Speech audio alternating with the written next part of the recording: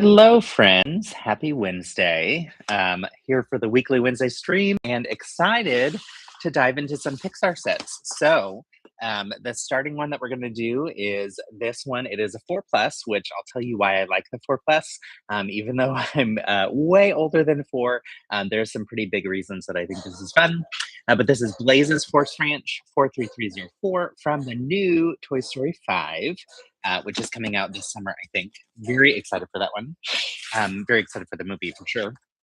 And then one of my favorite Pixar movies of all time is Up, and I have Kevin and Doug. So this one obviously is out on store shelves already, and is one that I've been just waiting for the right time to build, and today's that day. So would love to know if you want to share in the chat, what is your favorite Pixar movie? I am curious on kind of what films y'all like and kind of what intrigues you about Pixar in general.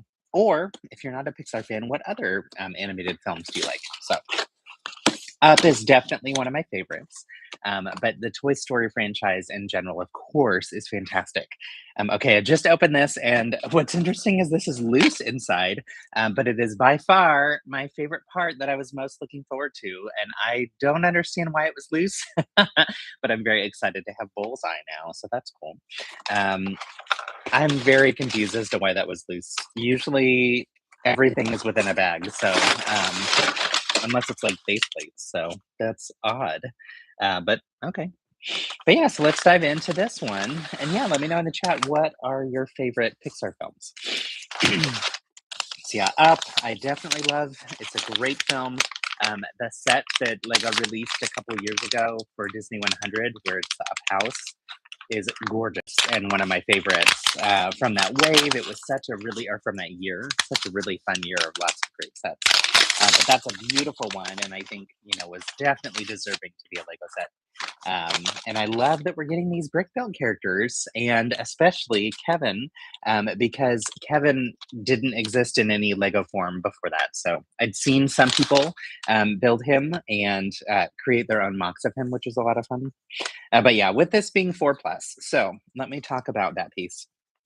Obviously, 4 plus is easier to build, and I am not the target audience per se for 4 plus, but I do like them because oftentimes the 4 plus sets come with great minifigures, and they have all printed parts. There are never stickers, to my knowledge, in 4 plus sets. So the instruction books are definitely geared more towards kiddos. So here's an example. We've got the opening is showing how to build the minifigure, and instead of having the box in the corner that shows all the pieces you need, it shows the hands holding the pieces, and then it shows step by step how to build. And as you go through, you'll notice it's always those pictures of the hands showing you what pieces to grab. So it's a different style. It's much more step by step, which again is not a big deal to me. I'm excited that you get some great minifigures that you can use in other things. I like to use minifigures for minifigure habitats, and also for our winter village scenes, and other little fun, silly builds and that kind of stuff too. So great way to get some good ones. And this set in particular comes with 3, I think 3, yeah. Oops, where's the box? There we go. 3 fantastic characters from Pixar past, or Toy Story past, that you previously couldn't get in a lot of sets. One is Jessie, who I'm building now, and I'll put her together and show you her 2 face prints in a second. Another, of course, is Woody, and then Bullseye. And I don't remember if we had a Bullseye before. I think there might have been one in a previous set. Jessie might have come in 2 previous sets, if I'm not mistaken, maybe 3, but not necessarily in every Toy Story set, right? So there's been a number of Woodies, and also some tall leg ones and short leg ones too. Okay, here's Jessie without her hair. So I can twist her around and show you her 2 face prints. So we've got the one open mouth face print, and then the one regular kind of smirk smile. I like that you've got the pull string on the back for her too. And she's got her like sheriff badge on the front. And then we've got our hairpiece. So let me put that on and show you all together. Here is Jessie getting ready to take off with Bullseye into the sunset. So really cute. I like the white print on the red hat. I think that's a key, very important piece to this.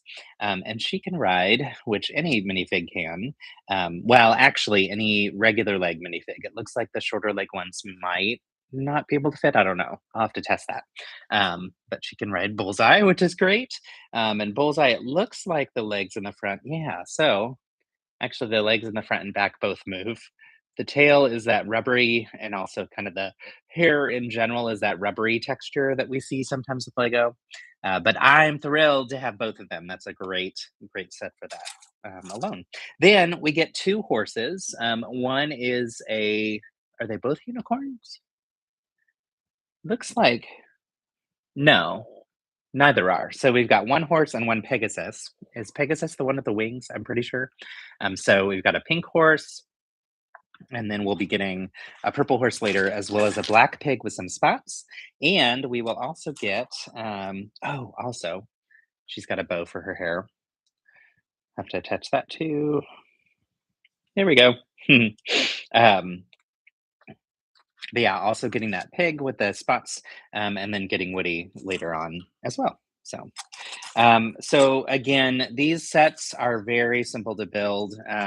The 4 Plus is designed for kids to learn how to build, but a lot of times they have bright, vibrant colors. It's also awesome for you to get multiple sets and have and part them out.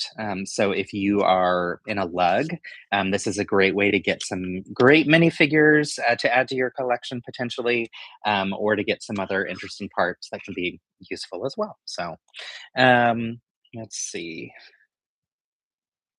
Philip is on his way to the airport, and so I'm hopeful for. Actually, I think he's just about to take off for his work trip that I talked about last week. And yeah, I'm hopeful that his trip is safe. He's only going to be gone for a couple days, which is nice.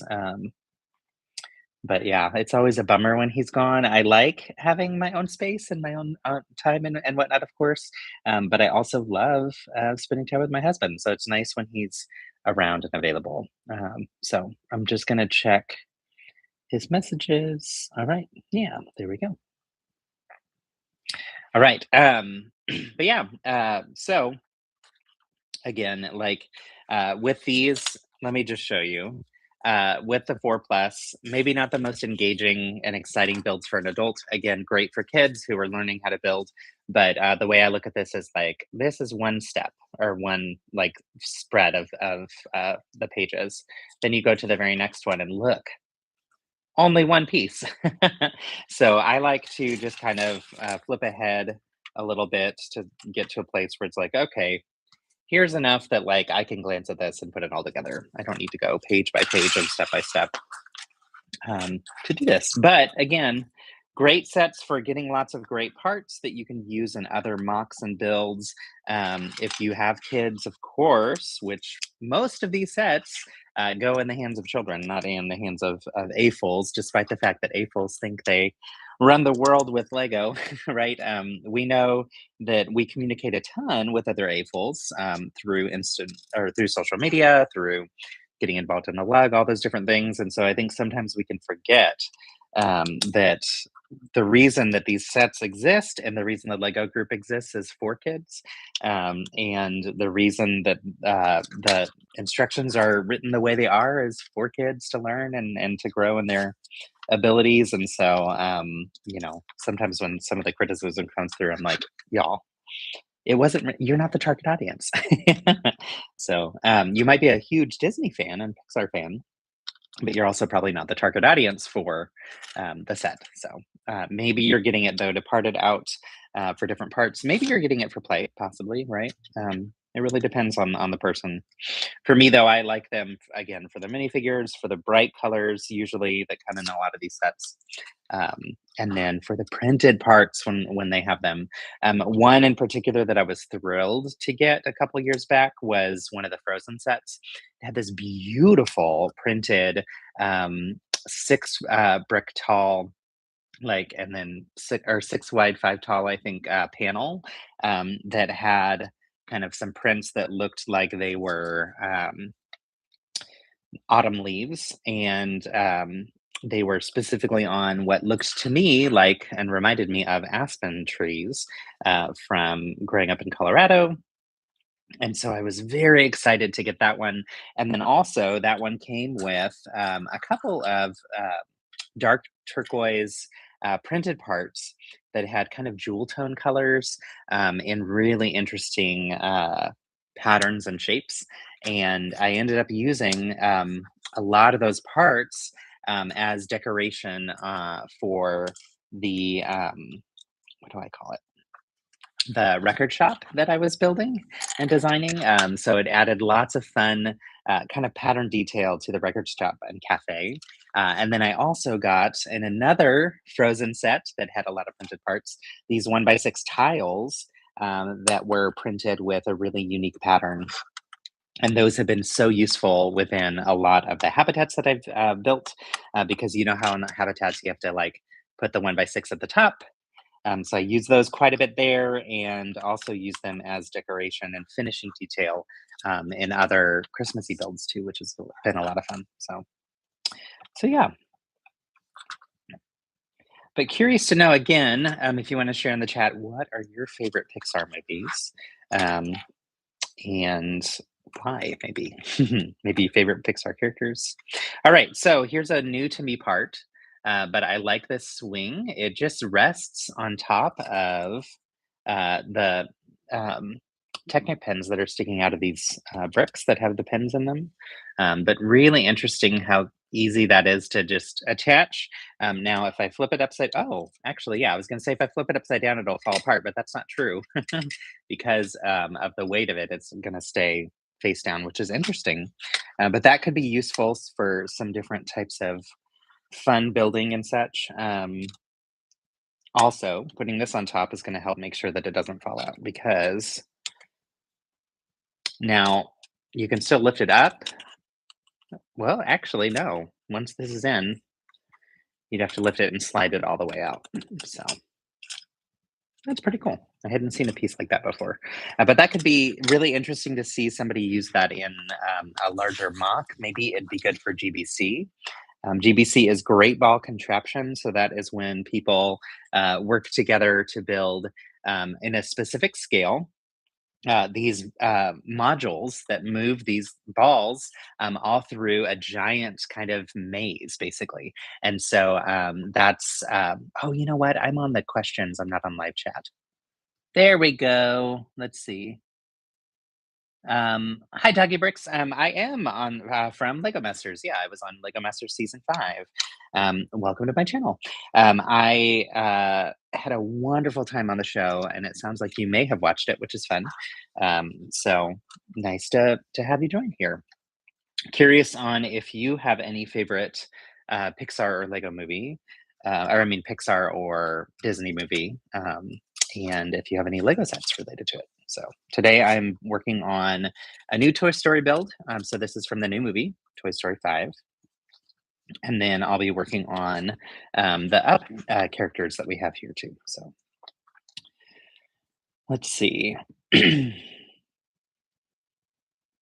I like that we're getting these ladders and turquoise too. So again, with these sets, lots of times you get some of the pieces in some unique colors or different kind of pieces that maybe you didn't have in your stash before. So that's always fun.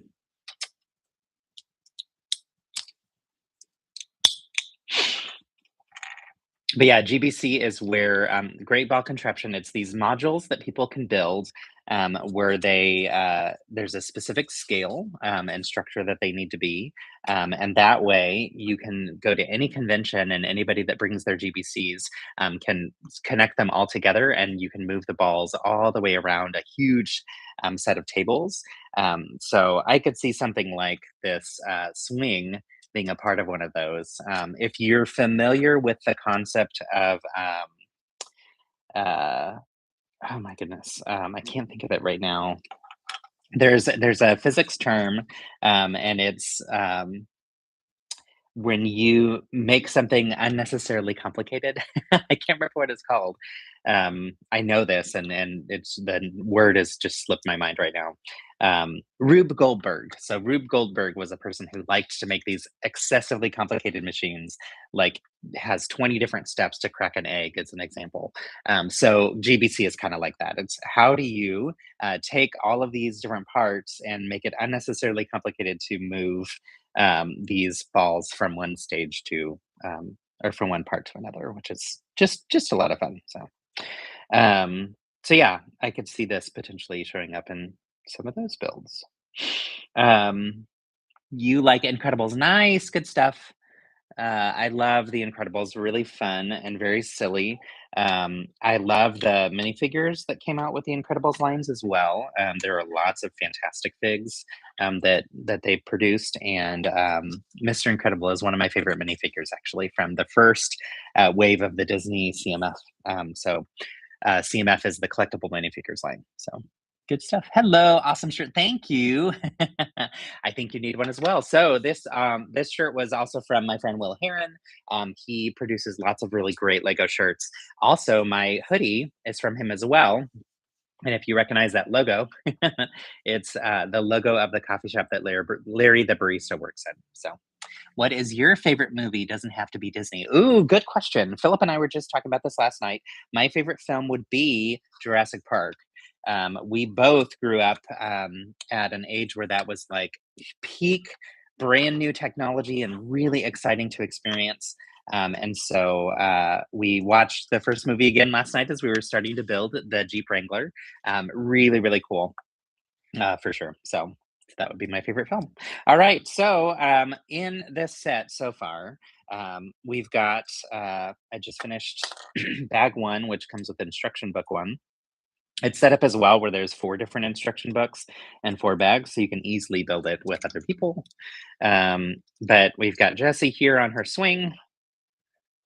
Woo. Very simple.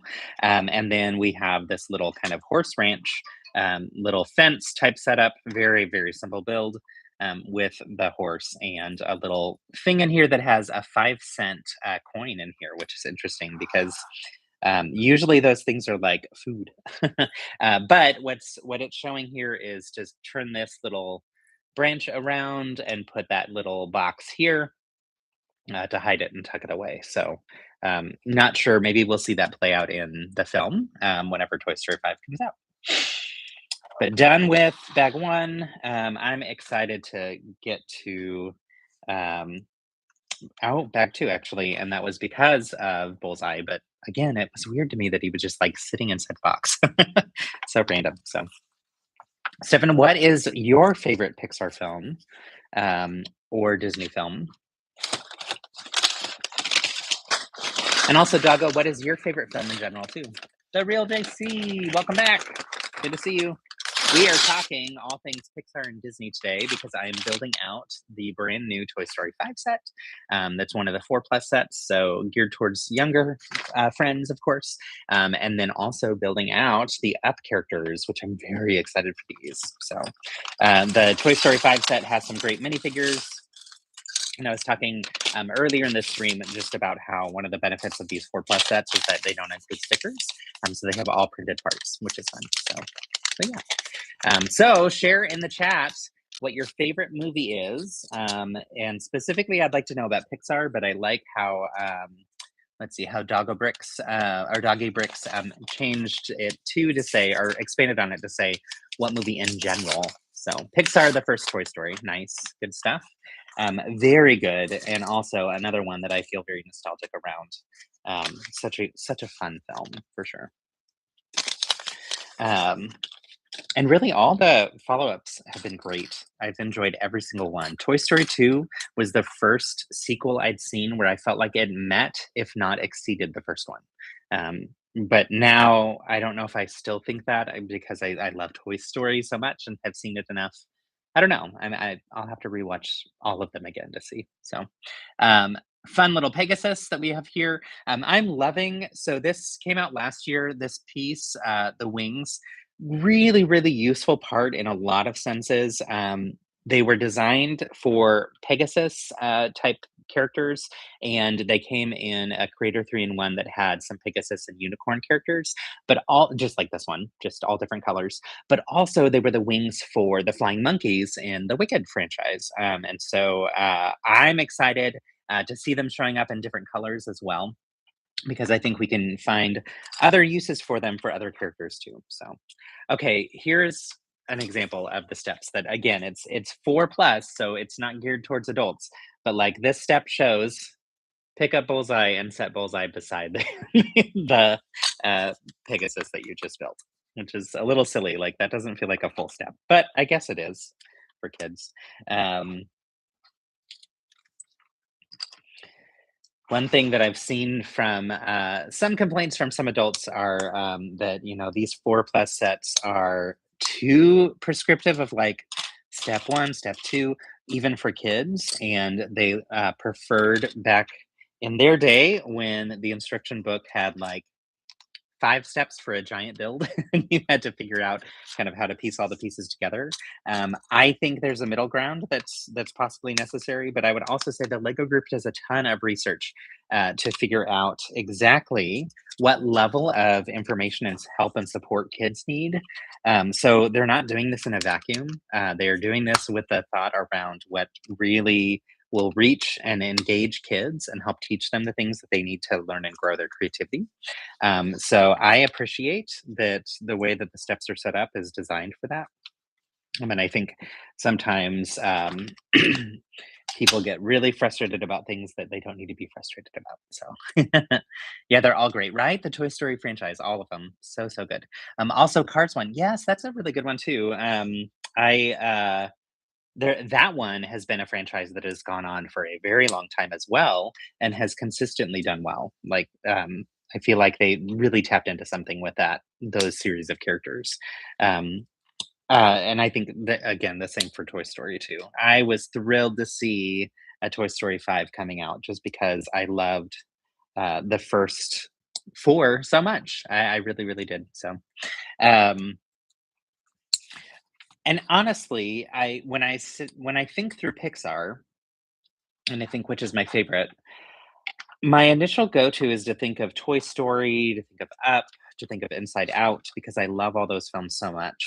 But also they've had some other ones that I've really, really adored. So I loved Lightyear. I thought it was really fantastic, and it was so interesting to see basically the film that inspired the toys that are in Toy Story. I thought it was an interesting take and a different twist that they got to go to there or to go in that direction. And then what was another one? There was another that and I don't know if this is Pixar. Actually, I don't think it is. Coco? Actually, I don't think Coco is Pixar. I think that's just Disney. Okay, here's our first big printed piece. So fun detail here that kind of shows a lot of stuff hanging on a wall and shelves and that kind of thing. Um, Again, I like that they come with just the printed parts. So, in general, I think all the Pixar movies are great. Yes, haven't seen The Good Dinosaur or Finding Dory. Oh, Finding Dory is so fun. Um, I actually really enjoyed, um, or I remember seeing The Good Dinosaur once, and I didn't remember much of it because I think I fell asleep during it. So that's one that I'll need to rewatch to get a better sense on if I liked it or not.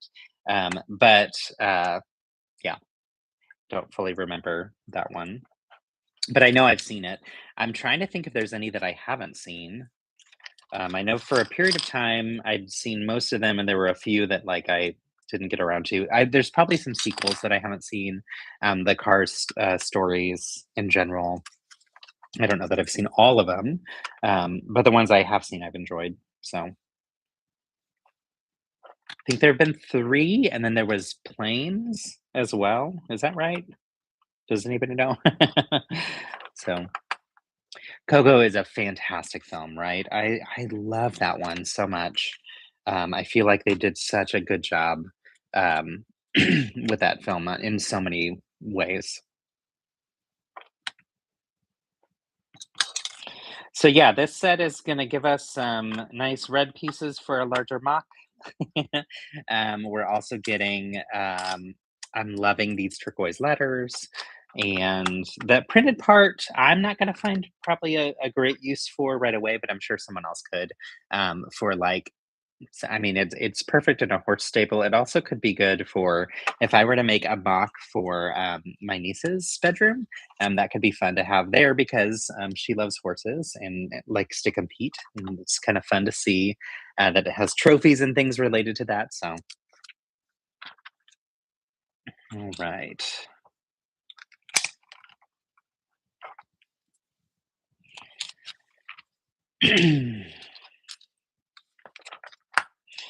So again, these steps are very minimal on what they have you do each time, but also, again, I am not the target audience for that, and I appreciate that Lego really thinks through, their age ratings for kids and for sets and that kind of thing. Um, it doesn't mean that you can't enjoy a set if you aren't of that age, but it does mean that the way that they're going to focus the instructions and the build techniques and that kind of stuff, it's going to be much more simple in terms of all of that as well, and that's fine. So, I would also say I have a number of friends that are adults who are getting into the Lego hobby and find some of the 18 plus sets to be very complicated and super hard for them to start because they didn't grow up building with sets or building with Lego and are now finding it to be a big struggle. So I think that's also where sometimes recommending a simpler set can be really good. And I think one of the areas that Lego has done a great job with that is with the botanicals line. Some of those botanicals are very complicated, and some of them are actually very easy, but regardless, they have universal appeal. And I think you can get even the ones that are geared towards a younger age and still feel like it was a valuable um, set and really good use of time. So I made an assumption about something that was going to happen, and I was wrong. So now I need to find a brick separator. Oh, here's one. Mhm. The joy of having Lego all over the house is you always have a brick separator handy.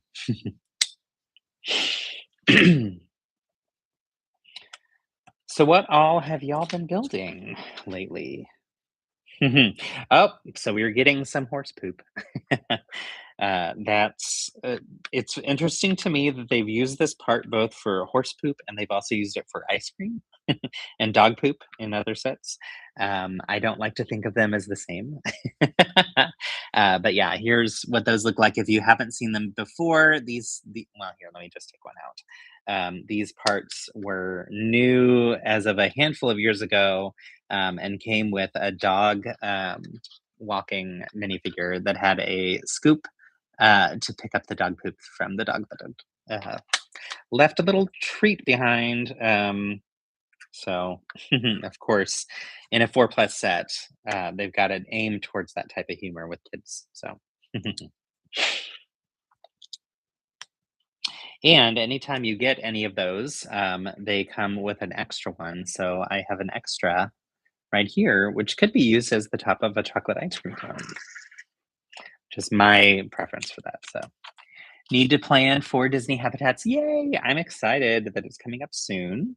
Habitats in general are always so much fun, but the Disney ones are some of my favorites. So, um, and it's been so interesting since Disney now owns so many things to see how different builders take on the challenge, and if they choose to do Star Wars or Marvel or Simpsons, like so interesting because those aren't things that I typically associated with Disney before. So, but they are technically now. So, all right, we built a little horse stable.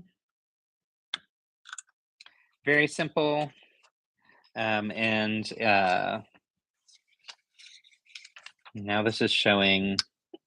Now this is showing once I build some of the other pieces how they can connect side by side. So this horse stable is designed where we've got basically similar to our modular buildings, but we have these Technic bricks that have the Technic holes in them so that you can pin and connect modules side by side. So that's kind of how the others are going to be built, which is nice to see because you can put together the full kind of setup of things. And you can also reconnect them in different ways to make a different type of modular setup. So yeah, very simple. It's meant to also have the horses in there, so I'm gonna drop them in so you can see the ones that came with this bag anyway. We've got Bullseye here, and we have that Pegasus. So it's cute. Decent job. All right. What's interesting is this bag. This is kind of odd that the instructions show this way. This is for bag two. But then at the end of bag two, it shows how to connect all the other bags together. So it kind of makes me feel like this one should have been the last one, but it doesn't necessarily matter. You, again, can build it all in whatever order you want to. So let's move on to bag three. So these are the little side components that can connect on the left and right of that.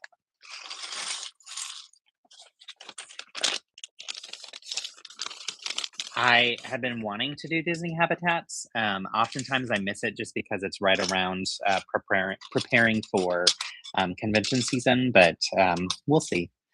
We will see this time. All right, here's our pig. This is fun. So this pig has some printing on it with some different spots. I love on this other side that one of the spots is in the shape of a heart. I think this will probably be one of the characters that we see in the new film, but we'll see. And I'm curious on if the horse and Pegasus are also characters that are from the new film, or if they just kind of included them here to give the effect of this horse ranch. My assumption is that they'll be characters in the new film. So, also given that they're like vibrantly colored, it makes me think that they might be toys that are living on this ranch as opposed to actual animals. So, all right. So jumping ahead here.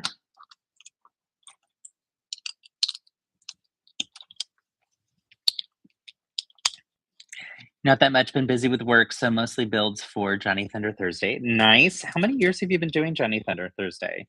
It's been fun for me to watch from the outside and see so many builders join that. Like, I feel like that has grown and grown and grown. And I adore Jen. We're good friends, and it's been fun to see all the things she touches just seem to be gold. So wonderful community building that she does for sure. So I've loved getting to host and co-host some of the habitat challenges over the years that she's put together, and yeah, just really fun. But I love the concept of Johnny Thunder Thursdays, especially for those of us that grew up with that as an iconic character, right? I love Lego history. It's fun to see, like, oh my gosh, that set was one that I had when I was, whatever age or whatnot. And to meet others who had similar and very different ones too. So, yeah. I joined August last year. Nice. My plan to do every Thursday this year, just small builds or pictures. Nice. That's really fun. Um, yeah, it's just a really fun community. So, and really good people who participate, which is nice. Okay, here's a little simple water trough. And again, it's got those pieces that have the bricks that have what's the word? The pin that goes in them so that you can attach it on the side. So, and then we're doing the same over here on this other one. So another reason that this set is nice to add to our collection is after I build it, and I don't know, maybe do some photos or something. I'm not sure. We'll see. I can part it out, and it has two 8x8 plates, which are fantastic for minifigure habitats. Ooh, this is also a part that I really like. So it's the part that has like that curve up underneath. These are great for making snowy trees, the bottoms of snowy trees for the white ones. So kind of following the same type of process as the builds for trees in Animal Crossing. So, but this will be like a little kind of side area that connects to the side of this table as well. When the Lego Ambassador Network lets us know what sets were being offered for review, we don't necessarily know exactly what the set is, but we do know the theme. So I knew this was a Toy Story 4 Plus set. And that was pretty much all I needed to know to make a decision on whether or not I wanted to accept the set for review.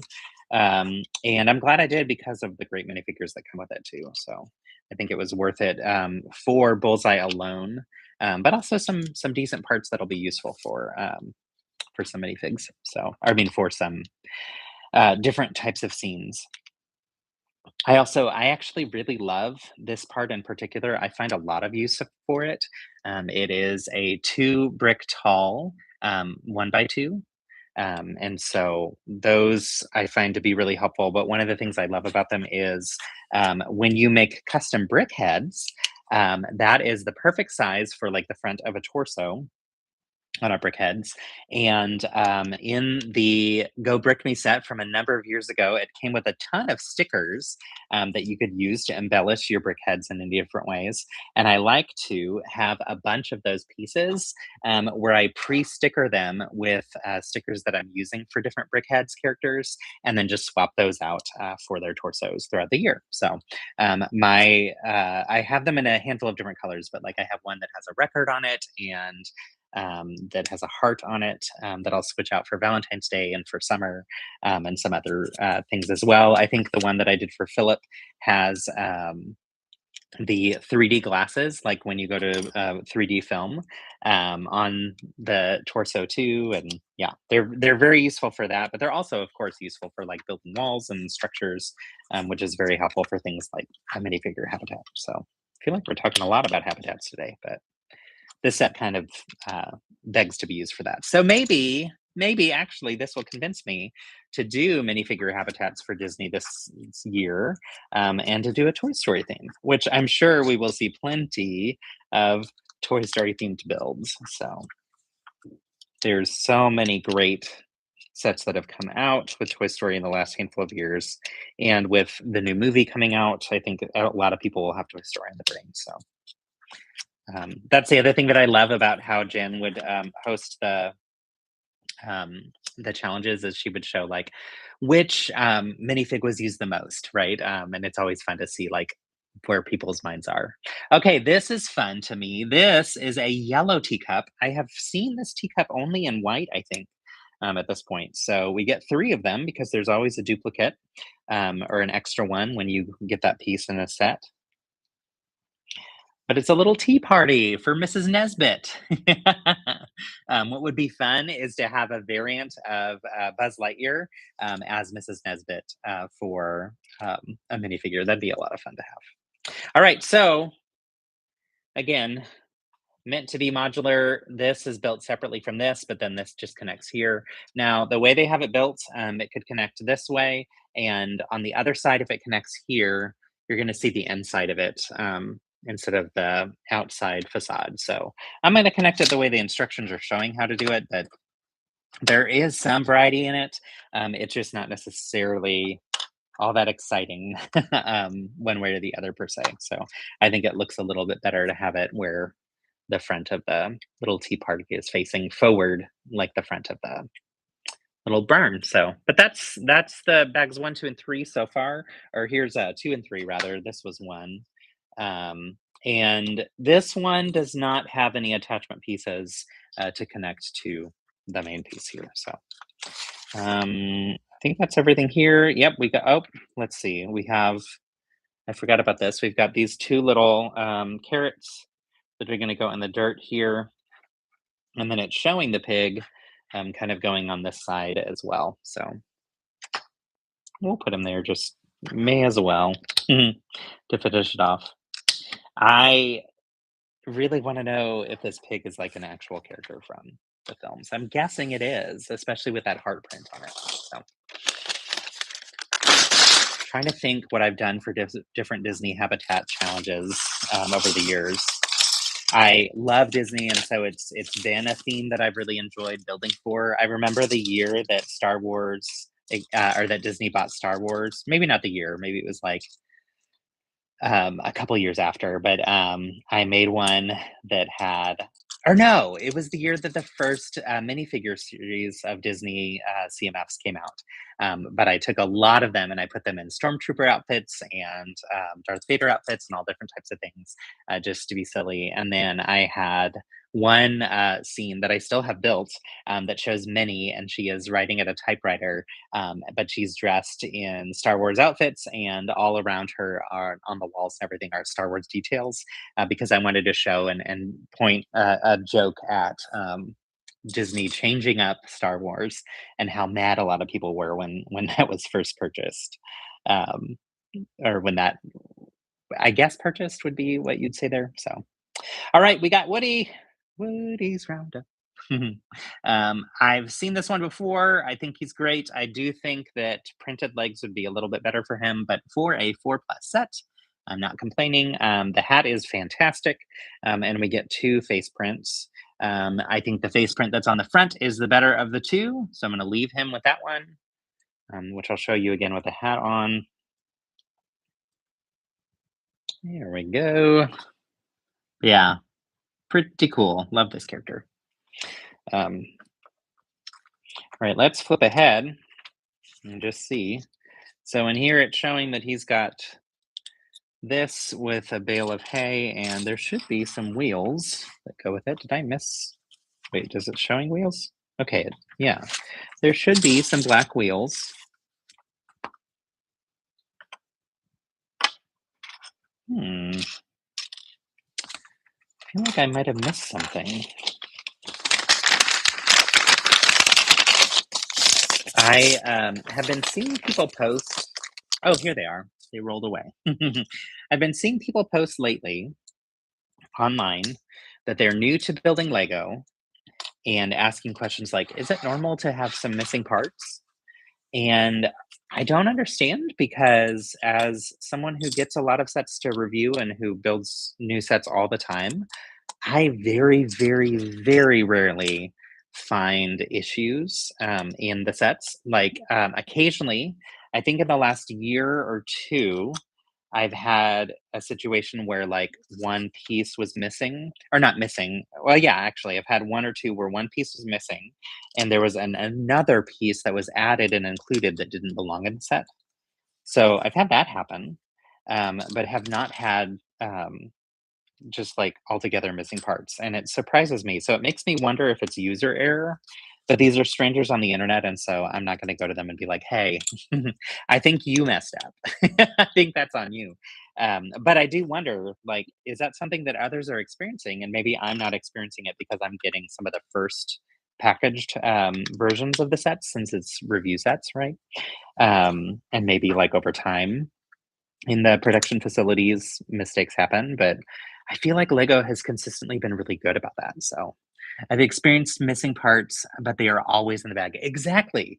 Like almost always, I find it in the bag, which now is my go to check, especially with the paper bags now. They can get really trapped in there very easily, I find. And so if I'm ever talking to strangers on the internet about it, I'll say, hey, one thing you might want to do is check to see if you still have the bags because I find, and I always make sure they know that I'm saying that this happens to me as well, so that it's not like you messed up, right? I think a lot of people don't know how to chat with others in a kind way, and that's something I like to do is make sure that people know. Not judging you for this at all. It's a common thing that happens, but one thing you might want to check is, double check if it's somewhere in your house and you just didn't know. So, but curious from y'all if you've experienced a lot of missing parts or an abundance of that, or if it's if you also think, like me, that it's possibly user error from these folks. So no shade at all to them, especially if you're new to building too. Like it makes sense that you wouldn't even think about like hanging on to the paper bags. Also, sometimes I'll see people say things like, I don't, do any of you just open all the bags first or do you go step by step? And I'm like, I go step by step because I don't want to have all those extra parts out and about. And that just complicates things. But that doesn't mean you're wrong if that's how you choose to do it, right? Do it however you want to do it. Just that's not how I'm going to approach it. So. Okay, very simple technique here for doing the roof slopes, which I actually like this a lot. This piece here, that's the white one that has the ridge on the side. I actually have a number of these in light gray, light bluish gray, and haven't found a great use for them. But I'm liking this way of using them where you end up covering up a lot of the color, but that's fine because we're adding in some additional color on top. So it creates that nice white ridge sticking out from the bottom of it while using the color on top. And that might be a new approach that I try for some of my mocks with this part. But then these clip on, and it just adds that extra little detail that makes it look more finished, which I think is really nice. So that little tiny bit of white makes a big difference, particularly with this white that they have here as well. So I think that's a fun, simple technique, but very effective technique. So, all right, here is the top floor. We've got some apples and some bins that are being held there for our little horse friends.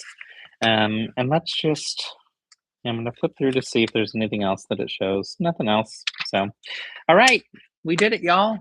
We did it in 50 minutes total, and that included me just talking and greeting people at the beginning. But here's the set. So we've got, it's open in a very modular type way, like most of these like 4+ sets are, but let's just take a closer look. So here's the main barn area from the front. We've got this little T area on the side in purple. Purple and white and yellow, or I mean, and pink. We have the little water feeding area, of course, with that fantastic pig. And then we have Woody up there up top in the roof area of the barn. We've got a Pegasus and a Bullseye. Inside the barn right now, I'm going to take out Bullseye because I want to show him again. Really, really fantastic figure here. I think this was a fantastic mold. And my guess is this is a very complicated one because I am spotting 1, 2, 3, 4, 5, 6 different colors that are used with this mold, and also variations of both the like rubbery type mold and the more stiff, firm plasticky molds. Although the whole thing feels a little bit different than a minifigure, like has a different type of plasticky feel to it. So curious on how they did this one, but I think he looks fantastic. Like that, this is unmistakably Bullseye, right? Really, really well done. The other portion of this build, oh, and also, of course, little hay bale bin. I like that I have that in green now because I think the other ones that I had were maybe red potentially. We have this little area for a horse stable. Not super exciting of a build, but it's a nice and simple technique of using ladders for fences, which I thought was clever, and allows you to do whatever angles you want with that, of course. And then we have Jesse on the swing, which this is pretty fantastic. So, oh, I just remembered another one that I did. So, last year I had gotten a set from Bricks and Minifigs because it came with Jesse and Forky, and I wanted both of those minifigures. Oh, and it came with Rex, and I really wanted Rex because he was my favorite character from the Toy Story franchise, and in the first movie anyway. And so I did a scene that was Jesse on a tire swing, and I was inspired by movie music from Disney movies for mine. So that one was the song "When Somebody Loves Me" or "When She Loves Me," "When She Loved Me." I think Sarah McLachlan from the second film when we meet Jesse. So that "When somebody loves you, everything is beautiful. Every hour was spent together." So this it reminds me of that on the little swings, and I wonder if that was the intention here to kind of call back to that second film. So good job, kudos Lego team who designed this. I think it's great, especially for the age range.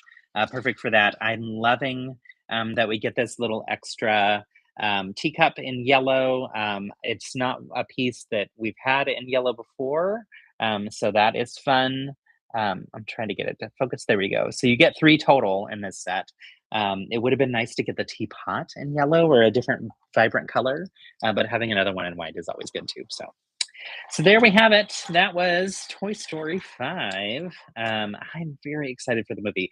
If anybody has a moment and wants to look up when the film comes out, I'd love for you to drop it in the chat because I've been wondering that. And I don't want to be on my phone right now looking for it, but if you can let us all know, that would be great. I'm going to refill my coffee, and then we will dive into Up. So hang tight. I have my AirPods on, so hopefully you can hear me as I take a step away. Philip is on his way to LA for a work trip. He will be there for just a few days, and he is swamped with the work stuff all 3 days. It is like a very quick trip for him. But Penny and I are home alone, which doesn't happen all that often. And yeah, looking forward to some Lego building, some Animal Crossing. I'm going to go eat some Asian food tonight because Philip doesn't like it very much. So I always like to do that when he's away because it's a good time to have something I love where I'm not having to navigate a dinner conversation with somebody who doesn't like that food.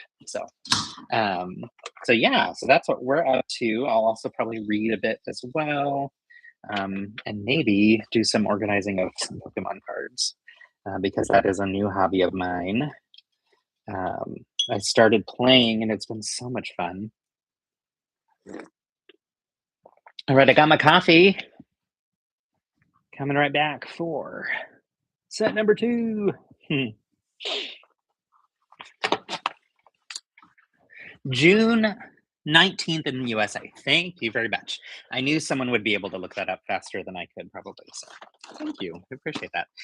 Very much looking forward to that film.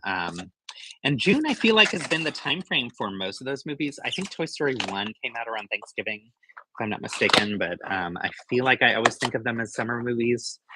So can't quite remember.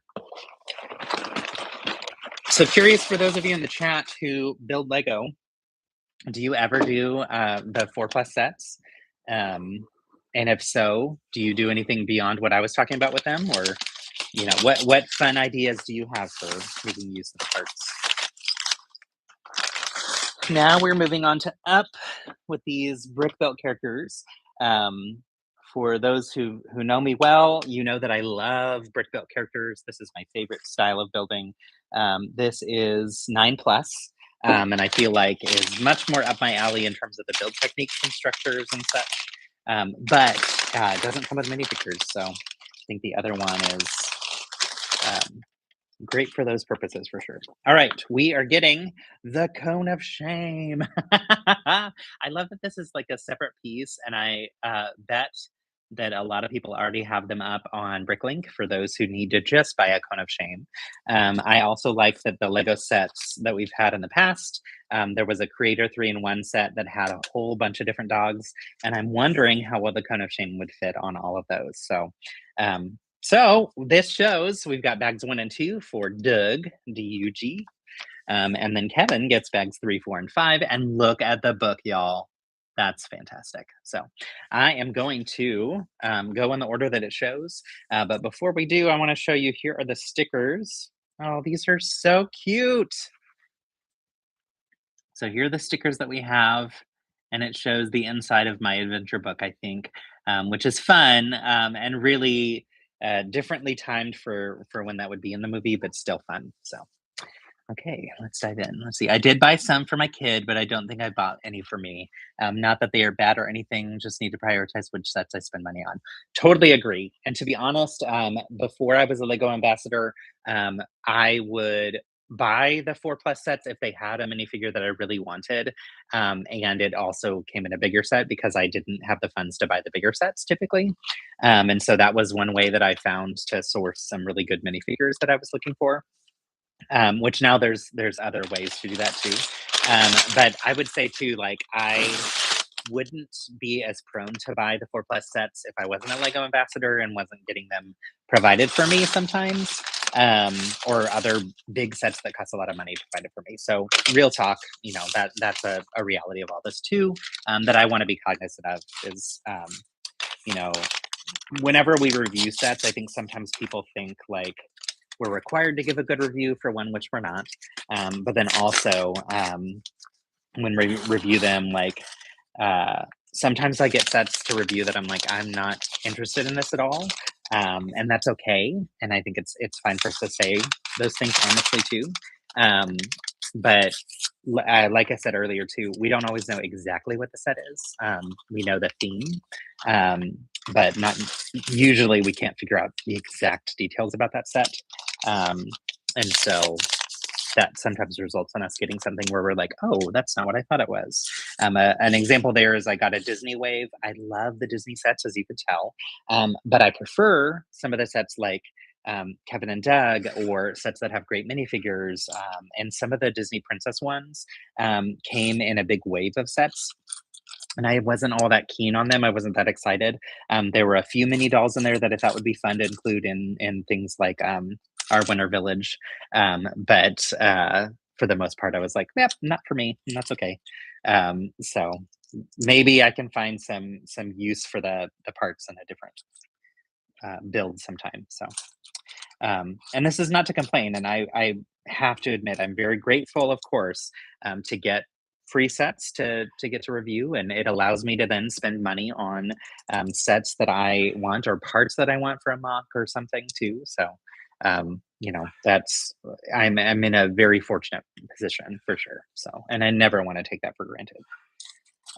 Okay, so Doug is lots of tan and dark tan. I typically do not like dark tan by itself. I find it to be a really ugly color.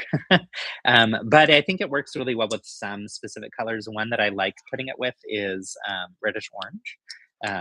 Just makes it look a little bit more vibrant and purposeful. And I think it's a great color to use to add dimension to a build. But I wouldn't ever want a build that's like just solid that color. I don't think so.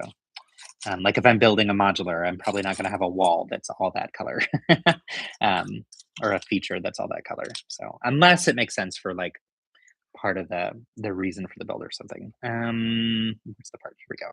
I want to show you. I'm starting to build out what looks like will be his body, but I want to show you these parts that are in this set that are unique to me, and I hadn't seen them before.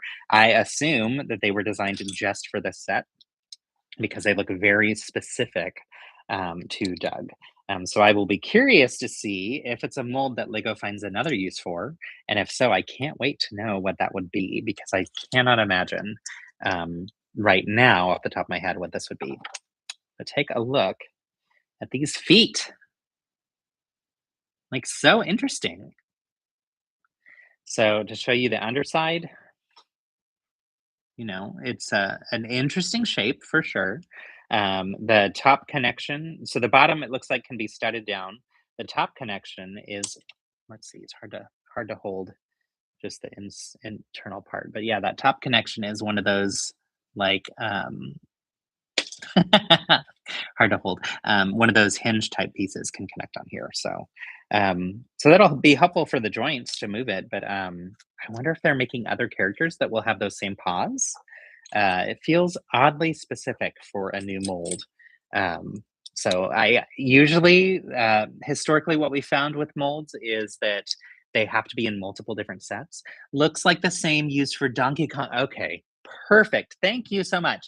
This is also where people who build different styles of sets or whose families build different styles of sets might know these things. So sounds like it's the same mold for Donkey Kong and Super Mario.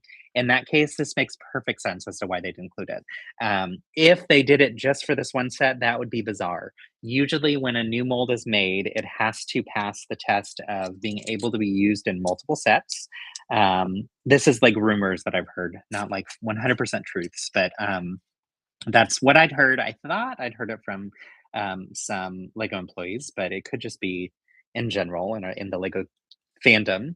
Um, and that makes sense because if they're going to spend all that money to produce a new mold for a part, then they need to justify the use of those funds, right? Now, there have been some sets that they've created in the past that are higher price points where they have a specific mold made just for that. But even then, we usually still find some of those things coming through in other sets. And what I love is when a Lego designer is able to find a super clever way to use a mold that's very, very hyper specific in a way that's totally different than that. So, an example there is in Tudor Corner. There are these really fun kind of pillar type structures that hold up the roof on the bottom part of the restaurant.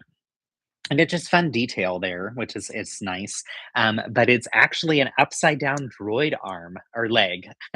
So when you think of the legs that pop onto R2D2, the minifigure of R2D2, that's what they used for that, and I just thought such a clever part usage, and one that just allows them to find a way to sneak in something silly from a totally different type of franchise or build style. Another example, in that same, building, they used droid arms, or droid legs from the Tandroids that I know their name, and it's just escaping me right now, but the Tandroids that are in Star Wars, Clone Troopers, I think, right? They use their legs as well for part of the fence railing around the corner at the top of that restaurant, which was just so clever and so fun. Another part that we've seen a lot of use of is this one that I just snapped on, and I'll show you in a second. But this has been used for fur as it's being used here, as well as for like leaf type structure, like foliage and that kind of thing. And then for a beard for a character, I've seen it used for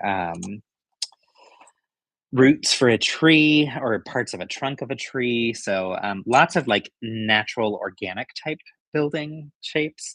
And yeah, I adore when we can find uses for pieces in really clever ways, especially when people are able to find a use of a piece that was designed for minifig scale, but then upscale that into a large scale character. I think that's always fun. So like using that one for the beard, if you have like a fully fleshed out large beard, would be really fun to see.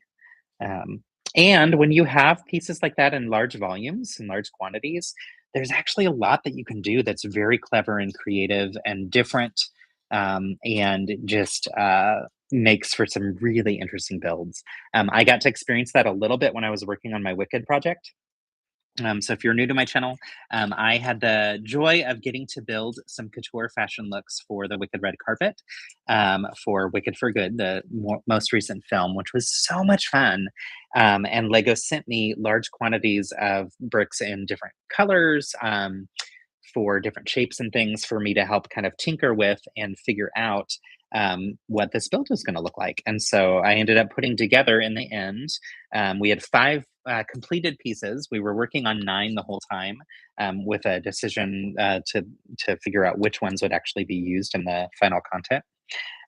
But I loved it. It was one of my favorite projects I've ever done because I just got to play, and got to see, at large scale and large volume, how putting some of these pieces together in unique ways could produce a result that you never really would have thought of before. So that was something where I feel like it's one of those once in a lifetime things. It's not something that everybody has access to all the time, of course, and I feel so lucky to have had that opportunity. um, but it did teach me like, oh, there are some pieces that I want to get more of in larger quantities so that I can do some interesting character building or other details for larger figures and such, than I'd thought of before. So if you are going to Brick Rodeo, my plan is to have those pieces on display. And so you'll get a chance to see some of those things up close and personal, which is a lot of fun. That was really, really a treat to get to build. So, all right, it looks like I am building out the legs. And so we will be putting on the uh, feet that I just saw earlier and showed you earlier. Just a moment. Interesting use of these bright, bold colors. So you're getting red and that yellow, yellowish orange, or orangish yellow. I think it's yellowish orange. Anyway, getting those. So this would be another fun one to part out potentially. If you need lots of tan and dark tan, it's great for that. At least in the pieces that come from Doug. Today for my mug, I am drinking out of Austin. I'm like trying to twist it without spilling it. I decided, all right, every morning I pick a mug from a different adventure from where we've traveled or whatnot, and was just feeling nostalgic about this wonderful city that we live in. So feeling just a lot of gratitude for where we live. We have a wonderful community here. Philip and I have loved living in this great space, and um, we also met in Austin. So there's a lot of fun memories that come from this. All right, so now we have covered up those. We use some brackets to cover up the colorful bits. So the colorful bits still show on this side, and that way can attach on the side here. And you can see they use green in the front and yellowish orange in the back, and that's going to help us with making sure that where we place it, we put it in the right spot. But very useful use of those like vibrant colors inside. Yeah, with Philip on his way to LA, we have one LA mug, but oh my goodness, Starbucks. I almost said Star Trek.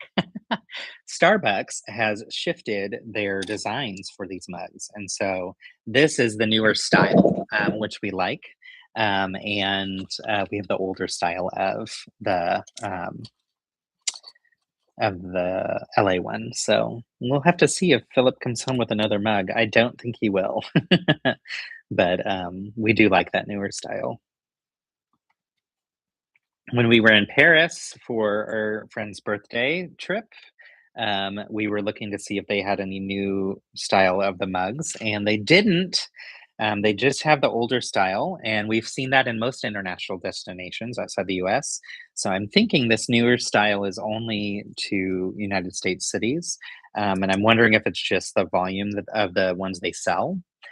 They wanted to create some additional ones. I'm very curious to know how many people around the globe buy these, and if it's different in different countries in terms of like the volume that people will purchase. All right, I should have been building a second one of these legs at the same time because there's 2 times the build for this, but that's okay. Mhm.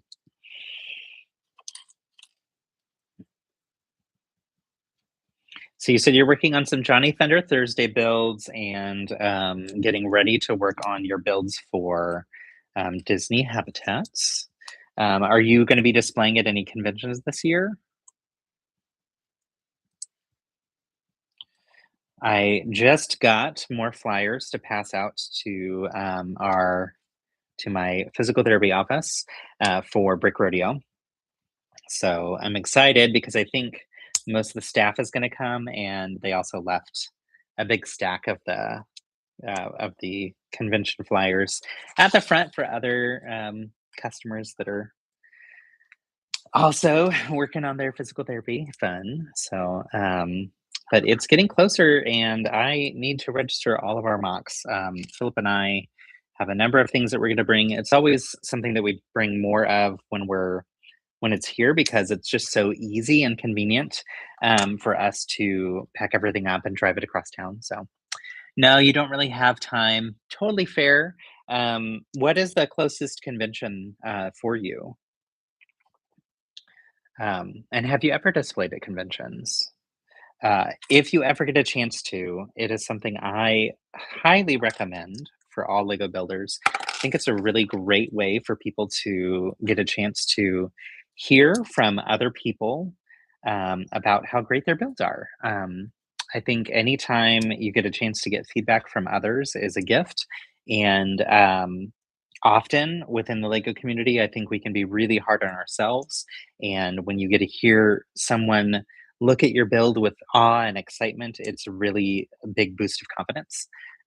So, when people are nervous about displaying at a convention, I tell them honestly, it's going to be the most generous and kind audience that you can ever reach. So it's a great opportunity for sure. So, all right, let's put these legs on. So like I said, these just kind of pop on uh, to the sides. We've got a back leg and a front leg here, and then we'll do the same mirror image for them. What's interesting is when I pull this forward, you can still see those bright colors. So I am guessing that we are going to get more here that will attach to hide some of that.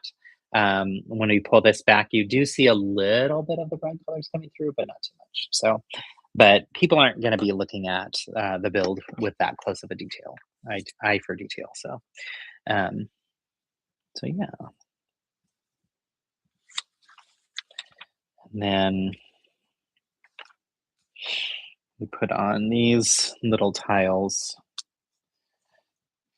to add more detail on the fur on the outside. It's like a little smiley face of fur. So here's the little bit of fur right there that looks like a smiley face to me. So I say nope, but every time we visited Scareback, I always want to build something for the next year. I mean, that's I've heard that from a lot of people who come to Brick Ready every year. They're like, "Oh, next year," and I'm like, "No, but really do." I really encourage you to. And you've seen more and more habitats, which is really cool. Yeah. And truthfully, like building for things like the Habitat Challenge, you do get feedback from people that way too, and so I think that can be really helpful as well. So no shade there by any means of if you're not able to, or a lot of people don't have conventions near them to where they can even attend one. So those of us that do and have the opportunity to go are lucky in that context. But participating in online challenges is a great way to connect with others and get some feedback and hear from other builders about things they like about your build, and also get inspired from others' incredible builds. I remember the first time that I saw someone do a cohesive stack in habitats where it built into something much bigger. I was like, that is genius. Like I love that so much, and it's such a different and unique approach to building these habitats that makes them even more fun. And then that changed the way that I approached building them in the future. I don't always do cohesive stacks, but I really enjoy doing that when I get a chance to. And that was all because someone else did it. And I was like, oh, wow, what a cool idea, and something I hadn't really thought of. So I always recommend online build challenges for anybody who's wanting to grow in their skills and their confidence. That's a big reason why I like to focus on my having my community get to have a build prompt and get to learn and grow together. So and doing it monthly hopefully makes it to where people can participate in multiple challenges, but also have time to really spend some time building something that they are proud of and excited about, and can get some good feedback from others on too. Um, so yeah. So of course, got to plug mine. So we've got our build challenge for the month. So it'll be due May 15th. This time we are incorporating a brick built disc into the build. And so if you don't know how to build one, I created a tutorial video and have downloadable instructions for that as well. So please join us. Yes, I think the Lego Instagram community is very nice and friendly. Agreed. I think in general, it tends to be a really positive group. So I'm glad to hear that you have experienced that as well.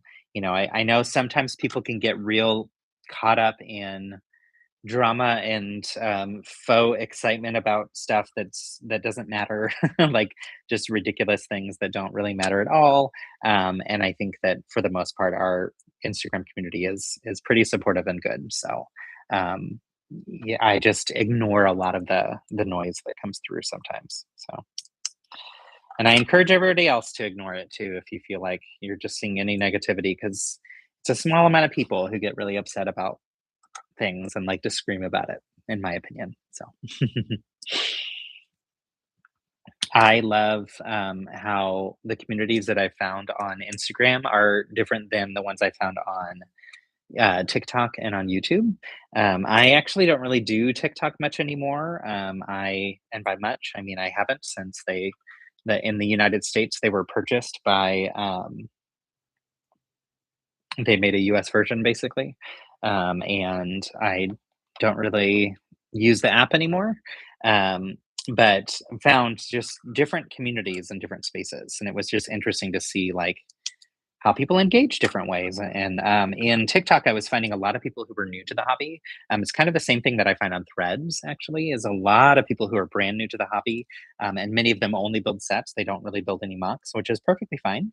I think for many of us, that's where it started. And also for a lot of people, that's still where it continues. That's all they like to do. And that's perfectly fine too. But it is fun to then see what types of questions come from people that are brand new to the community. That's another one of my goals as a Lego ambassador, is to be kind of a welcoming presence for people and help them navigate what does it mean to build a mock? What is an afol and why do these words matter? So, hear good things about the general vibe on Threads. It's good. I actually really like it. I joined when it first started, and I had deleted my Twitter account because I wasn't even really using Twitter, but I just didn't like the direction the app was going, and thought, I don't need this account anymore. So started Threads. Didn't really engage much with people at the beginning, but just mostly lurked and read different things that would pop up on my feed.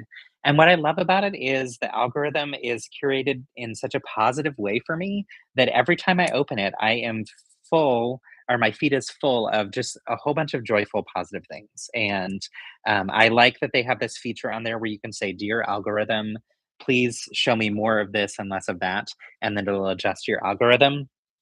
And it actually works.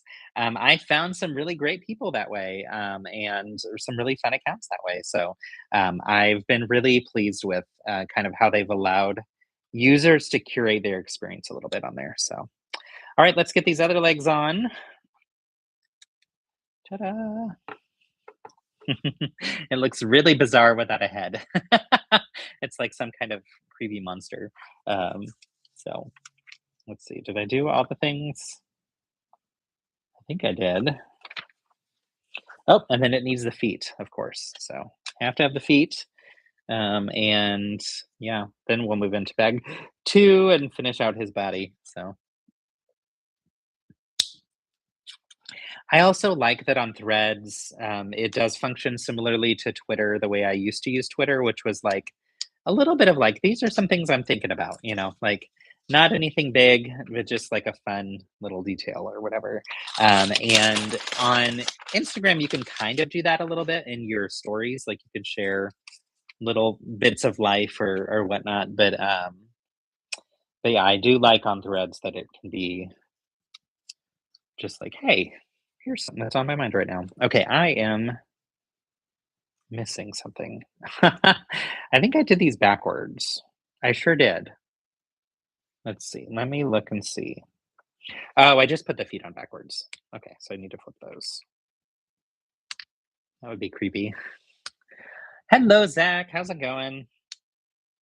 Today, we started by building out the 4 plus Toy Story 5 set, and then have been continuing with this 9 plus upset that has the brick built characters. So there we go. Okay, finished with bag 1. So we get some great movable articulating legs, some fun furry details. I do like this piece that's new to me, but that we learned in the chat is from Donkey Kong, Super Mario sets as well. This will be where the neck connects here on that ball joint, and then we've got a place for the tail. So good start for our buddy Doug. And now we get to build the Cone of Shame. How was the Toy Story set? It was nice. It was good. It was cute, small, very much simple build techniques and everything, which is what we would expect from a 4 plus set. Here's the barn. What I love about it is the grouping of minifigures. So we've got Woody. We have this purple Pegasus in there. We've got this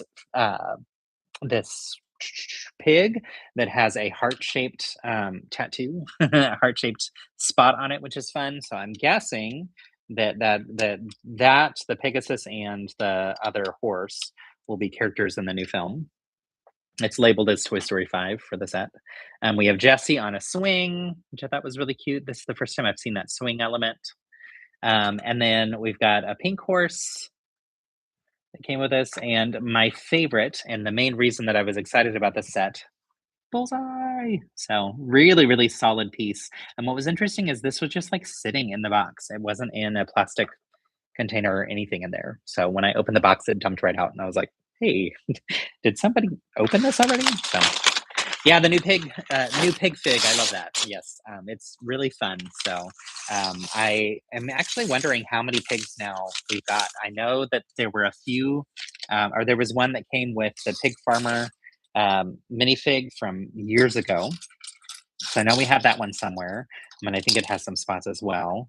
And I think I have another pink pig fig, but I don't remember what that one's from. So if anybody knows, let me know. So hello, how's it going, Brian? Or the Brian, excuse me.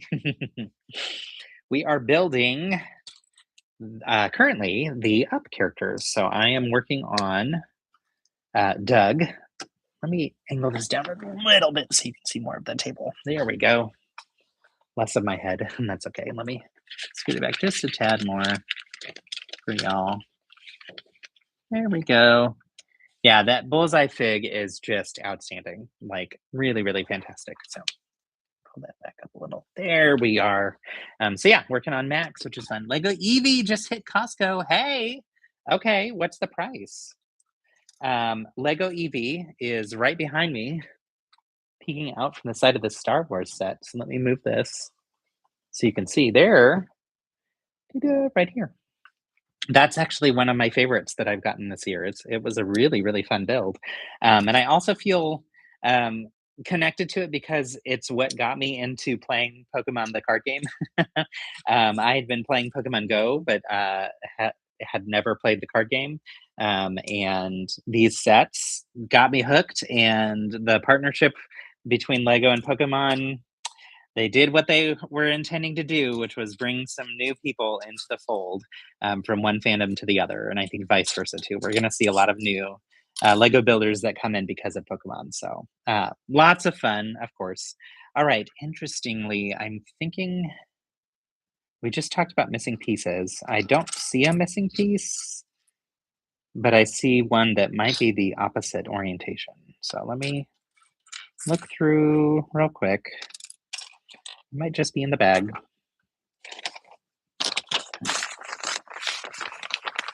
It might be that I'm missing it because all of these pieces are tan, so it's easy to get confused. Let's look and see though.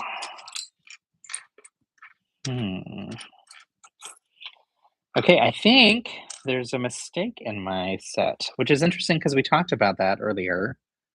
Unless I am looking at this wrong. Oh no, it's not a mistake at all. I'm looking at it wrong. It's this like tooth piece, right? And I was thinking that it needed to go left instead of right, but it was because I was looking at the picture wrong. So never mind, ignore what I had to say. Here we go. Let's get this little tail on. Floofy tail for our buddy. I thought you had Eevee and intentionally peeking behind the Star Wars set. I did not. I actually just like tossed him up or tossed that Star Wars set up there last week when I was doing my live stream because I was debating if I was going to do this one last week on the live stream since I was just doing the brickheadz, but then ended up deciding to wait on this because those brickheadz took longer than I thought they would. And I initially requested that Star Wars font set to be able to use next week for Star Wars Day. So it's like, I'll hold on to that. I think I'm going to do a longer stream next Monday for Star Wars Day for May the 4th because I have both this set and also I have the C3PO. Both are older sets, but they're sets that I love and am so excited to finally get around to building. So figured I would do them together. Okay, this is fun.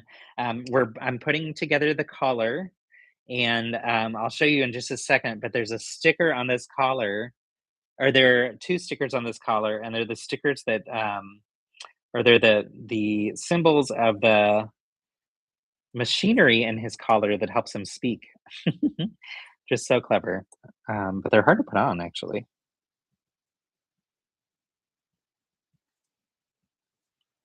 All right, so here's one. It's a little red dot. That shows the power's on it. And then there's another one that shows, oh my gosh, there's 3 stickers on this. Okay, the next one shows like a sound wave.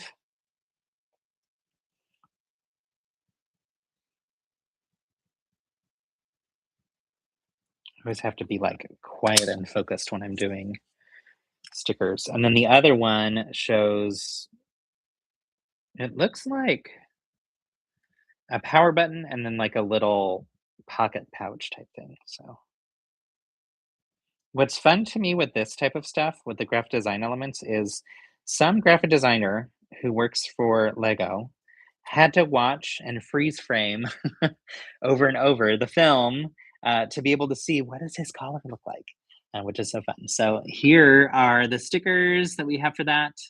I'm gonna work my way around. So we got that one with the light, and then we have that one with the sound wave. It might be hard to see with the color or with the lighting in here, but fun stickers.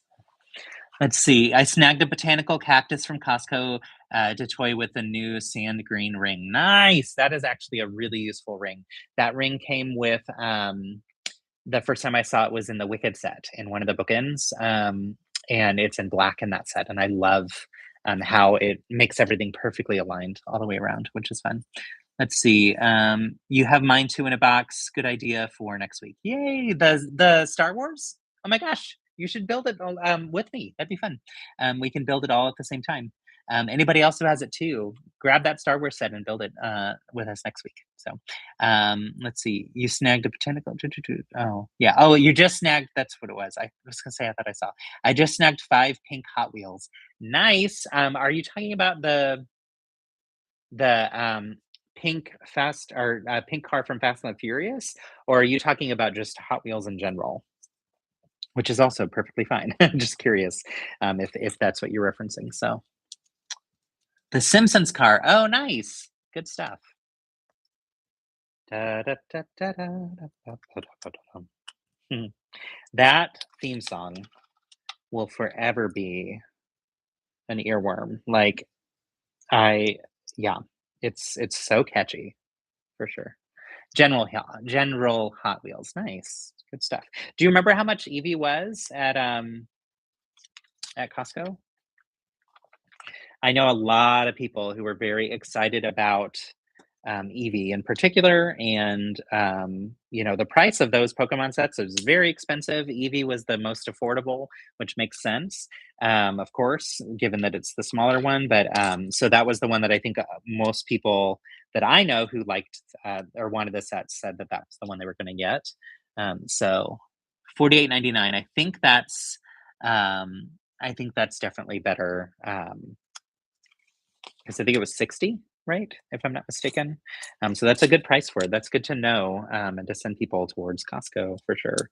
Um, I love how inside Eevee there's a hidden detail that is a reference to and a nod to the way that Eevee evolves, the evolutions, um, which I don't know how to pronounce that. Is it evolutions? Where's this other piece? Here it is. All right, now we are making his head, and his head is so dopey and cute. Just love the way he comes together. So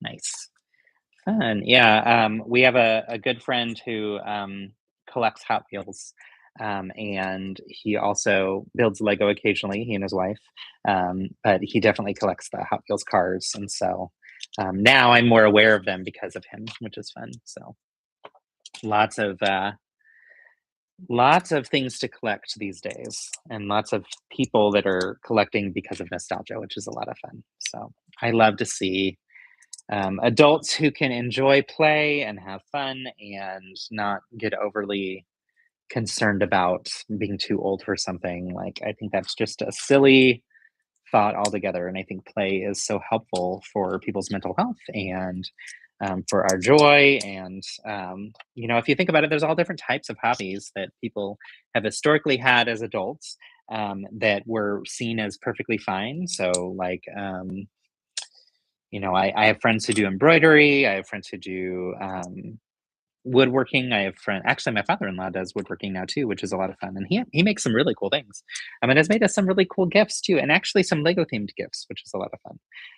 But yeah, like all of these things that were seen as like adult hobbies, and now it's like, well, also building Lego could be an adult hobby, or collecting um all different types of things can be hobbies. So I like that people are giving themselves a little bit more freedom to just be and to have fun. So let's see. Oh, we'll have to ask my Pokemon Lego friends if they know or found that detail. Yes, it is really fun. It's hidden in the head of Eevee. And it was actually the night before I built Eevee on my live stream.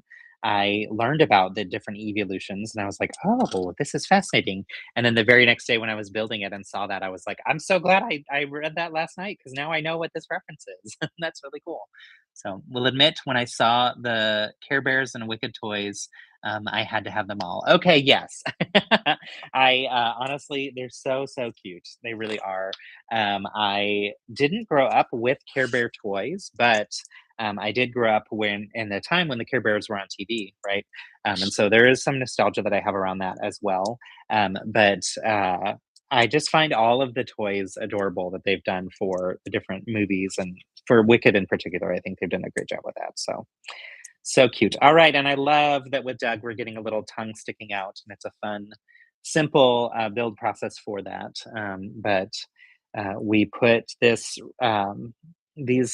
rounded pieces for the lips together, and then there's a round 2x2, and we're finishing it off with the tiles to make it look like a tongue, um, which is just super cute. But yeah, I think they've done such a good job with Wicked in particular, but in general with a lot of different movie and show franchises where toys have come out. And obviously, Funko Pops. Funko has done such a great job reaching the adult market, toy market, and collector market. And I think there's a lot more support for people to engage in these hobbies than there used to be, too. Like people enjoy it and have fun with it and don't make fun of you as much for it anymore, which is nice. Okay, and then we're also getting these pieces that are fun. I like them in green, which I have a bunch of from parting out one of the sets from, oh, what's it called? Wish, Disney Wish, which is a great movie, by the way. But having it here in dark brown, look at that. It's perfect for his nose. Honestly, I think they did the shaping absolutely perfectly for our buddy here. Once we attach him, y'all, this is adorable. Like that, beyond a doubt, like there's nothing you can do to say this doesn't look like Max. I don't know if that's the right phrase. What I meant to say is this is they nailed it. I really feel like they nailed it with this. And he's got so many cute little articulated motions and things. Like he's just adorable. And then we have to have the cone of shame. Where did I put that? Oh no. Here it is. So this is fun, and I love that it's like this actual kind of weird rubbery uh, texture, like an actual kind of shame would be. It's a little bit flimsier than they typically are, which is nice because I don't think they're very comfortable for dogs. But let's see. So this goes behind the collar, and then this is going to make me laugh. So fun fact about cones of shame. So when a dog has to wear them, oh my gosh, y'all, this is just too cute. I love it so much. I really, really do. And I love that you can easily take it off too, so that he doesn't always have to be wearing the coat of shame. So, um, oh my gosh, it's really cute. It's really well done. Anyway, fun fact about the cone of shame. When a dog has to wear one, it means that they are hurt.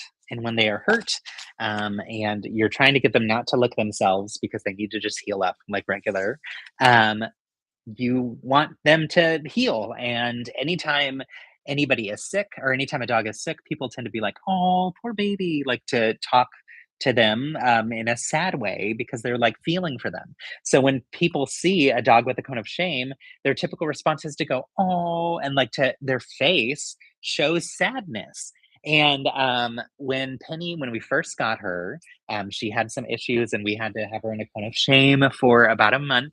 And Philip did a little bit of research on this and found if you decorate the cone to look silly or fun, then when people look at it, they smile and they laugh, and the dog responds better because the dog would respond to the sadness that was being projected from people just as well as the dog responding to the happiness. So Philip took Penny's cone of shame and he decorated it to be like the frills on the dinosaur on the Dilophosaurus from Jurassic Park. And when people would see Penny, they would laugh, and she just would get all excited because they were laughing and they were happy, and it was so much fun. But I've seen other people do, we looked up online all these different things. So look up cone of shame decorations or something like that, customizing a cone of shame, something like that. And you'll find all different types of things. Lots of flowers. Lots of people will do the flowers, which is so, so fun.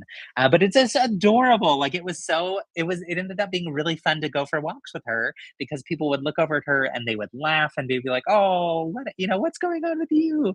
And their tone and reaction to her would put her in a better mood too. So that is my fun little story for our little kind of shame, which is just adorable. It's really cute.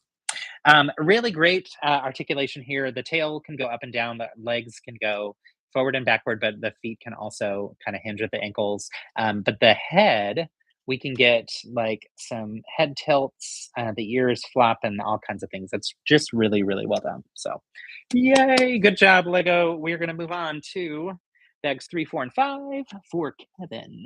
And what I'm most excited about here is to see how they blend all those beautiful colors for the character. So let's see, what do we have in the chat? I've missed some things. Let's see. What's the Starbucks been there mug today? Yes, so here's the Starbucks mug today. It is Austin. It's a really, really pretty one. This is the newer version of the mugs. I think this series is called Been There. Their previous series was called You Are Here. Let me look underneath. Oh, no, this series is called the Discovery series. So this is the third version. I think the Been There was the words and the You Are Here was like the original symbols.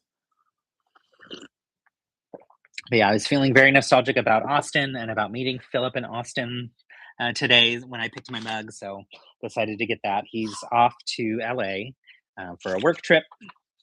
And so I thought, while he's gone, I will drink out of this mug that reminds me of when we first met. So cheesy. And then I see, now when I watch Wicked, I imagine Miss Piggy as Glinda sometimes. That's amazing. When I watched Wicked with my wife, I mentioned how much I was enjoying Ariana Grande's performance. And my wife said, well, yeah, she's totally acting like Miss Piggy. Okay, that is amazing. I love that so much. And honestly, when I saw Wicked, I was a little bit nervous because I didn't really have much context around Ariana Grande beyond her pop music. And I just was hopeful. And I would say that all of the marketing they did before the movie came out made me feel very confident that she was going to do a good job. So I think they did a very good job on their press tour and everything to help ease some of those concerns that a lot of people had. But I was blown away by her performance. I think she did a fantastic job. I love and adore Cynthia Erivo, and I already went into it knowing that I would love her as Elphaba. So I didn't. She just needed to do what she's always done to wow us, right? Ariana, it felt like she needed to show us a different side of her than we'd seen before, and I think she nailed it. I think she did a really fantastic job. So yeah, welcome to Jurassic Park. Yes, that was the whole fun with Penny and her fun little silly kind of shame. And I like that you said classic Phillip because it's so true, and it's absolutely his personality as well to do those types of things.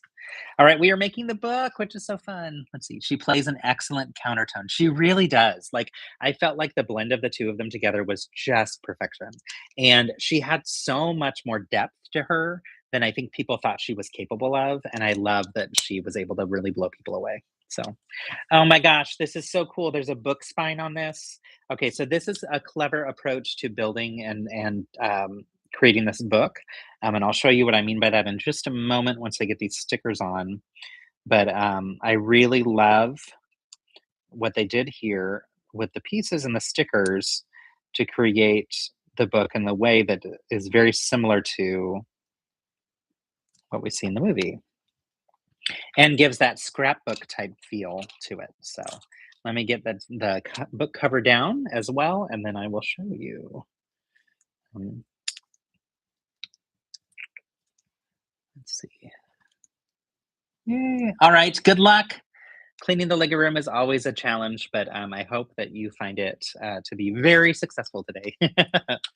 So that's something that I wanted to also focus on these next couple days while Philip is out of town. Is really dive into getting some additional work done on that room. I want to be able to stream in that room again because right now I'm at our kitchen table, which is fine, but is not my office. So I'd rather be in the Lego room. All right, here's the cover, which is perfect. Like really, really fantastic replica of what that looks like in the film. And then there are some pages, which I love that there are some book pages in here, or there's one book page in here, and it's a book page that we see um, later in the movie. So the timing of this whole scene has to happen after they've gotten home from their adventures from the first film. All right. So here's what I mean by the way that they styled this and created this. First, we just have that great book page, which is adorable. I love it so much, and I love that we've got a reference to Doug and to Kevin in there, as well as the kid and the crotchety old man. I know their names, and I can't think of them right now. And then the bottom corner is that little the patch that the kid gets for helping an older person. So, also here we've got basically like some string that's tying all those book pages together. So that's that piece of the scrapbook style. But I love that the hinges go beside that. So now when we close and open that, you still see this opens, but you still see the edge that has the strings there, just like you would in an actual scrapbook. Like that's really clever and really well done. So good job, Lego. Good job. I think my only complaint is I would have finished out the plates underneath here. I wouldn't have left those open.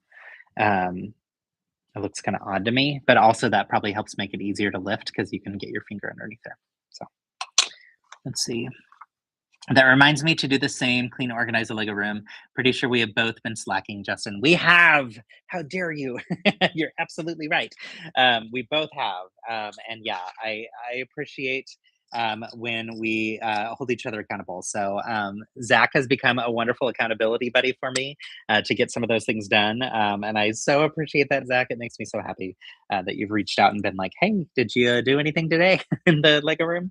Because I'd said on a previous live, like, someone reach out to me later this evening and say, hey, did you do any work in there? Today, my goal is I have some sorting to do. So I have some unbuilding and sorting, and my goal is to get through 2 bags of it because that is manageable and doable. And I'm also going to dinner with a friend, so I'm not going to be home as much this evening, but that is my to-do list tonight. So if anybody wants to reach out, towards the end of today, or if it's your end of today already, reach out tomorrow and ask, how'd you do? I'd be happy to have you pester me. So, as I said, I'm 100% guilty as well. I know you are, Zach, and I know that you're saying it out of love. So, no worries there whatsoever, which is fun. One thing I really love about this Lego community are the friendships that we've developed over time. And Zach has been someone that has been such a joy to get to know through really Brick Rodeo, I think, is our first time that we really started to connect. So it's always fun anytime also that I get to meet anybody that I've known online at conventions. So if we haven't met, come to Brick Rodeo and you will see both me and Zach there, which will be fun. And you'll also see lots of other wonderful people, of course. But I would love to meet you. It's always fun to connect with people, or to see you again if we've met before. So, of course, of course. All right, we are working on just kind of some ground details for our buddy Kevin. I'm sure because of his legs that he's got some very precarious standing ability, and so you have to have a very strong foundation for him to be able to stand on those weird legs. What I will say that's interesting is there is a build of Hey Hey from Moana that's a fantastic build that also is a great use of color. Really, really great. But it's hard to move around. Every time I pick it up, some parts of it fall apart. because of the way that it's attached to the base. So I'm hoping this one is a little bit stronger. But yeah, we're just getting some kind of ground details there. So um, awesome host at Brick Rodeo, just saying, yay. Agreed. We have some really, really good folks who help plan this. And I say this not meant as as a intentional bragging on myself, because in the past I helped, but as a way to brag on the people who are doing it this year. Like we really have a good group of people who've been helping out for years, and who will continue to be doing that this year as well. So highly recommend if you get a chance. It's in the summer. A lot of times people are like, "Why would I want to go to Texas in the summer?" To which my response is, "I know it's freaking hot here. It's ridiculous, but we don't have the convention in outside in the summer, so that is the key. Is you get to be inside, and there's something called air conditioning that we have here." That everywhere you go, you still need a sweater because it's freezing cold inside, even though it's blazing hot outside. So that might counter the opinion of it's too hot in Texas, because I won't disagree with you on that. It is too hot here, and you can escape the heat inside. Plus, this year it will be at a water park, so that's also a nice way to chill out.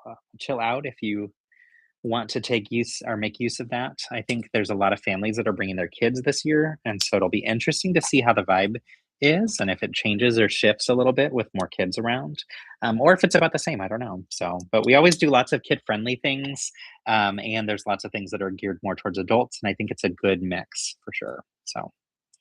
I'm pretty proud of the work I got to do on Brick Rodeo, but also proud of the people who were continuing the work for this next one. So, and I'm happy to hear from Zach and from others the positive feedback that we've gotten from the past as well. I think that there's a lot of really wonderful conventions out there, and because Brick Rodeo was my first one, I didn't really know what the other ones were like. And now that I've been to different ones, it's really, really fun to see how each one has its own vibe and feel, and how each one kind of reaches the needs of different groups of people. So for me, Brick Rodeo and Brick Slopes are the two that I felt most connected to, that just really worked well for um, what I want to get out of a convention.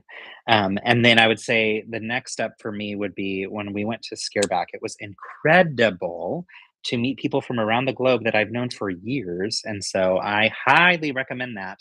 The reason I don't list that though right off the bat is because most people that I talk with don't have the funds to travel that far. So, not because it's not a good convention, because it's a great convention.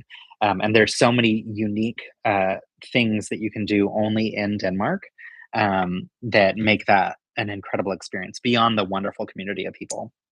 I think in general, Lego conventions bring about wonderful communities of people. Like that's something that I've feel like I've seen consistently too. So let's see. I tell people literally the same thing. Yay, that's good to hear. I was talking to a friend and they are looking forward to going early and doing some spa services. Oh, fun. Awesome. I hadn't really thought about that.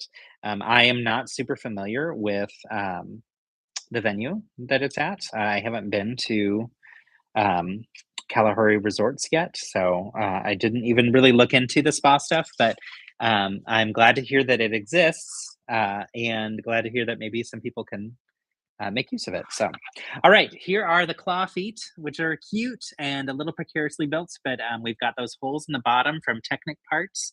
It's really hard to see because it's all black. There we go. I was going to say, take my word for it. But those are going to go on these Technic pins that are sticking up to hold it in place. So I think this is actually going to be a very solidly built character. Um, so my concerns are mitigated already from putting those on. So good stuff. Good stuff. Okay. And then we're going to add some additional like foliage details here, and eventually I think we'll get around to building a character. I mean, we do have the feet, so it's promising. I do like that you get a number of these fern pieces in that lime green. I have a number in darker green colors, but I don't know that I have very many in lime. So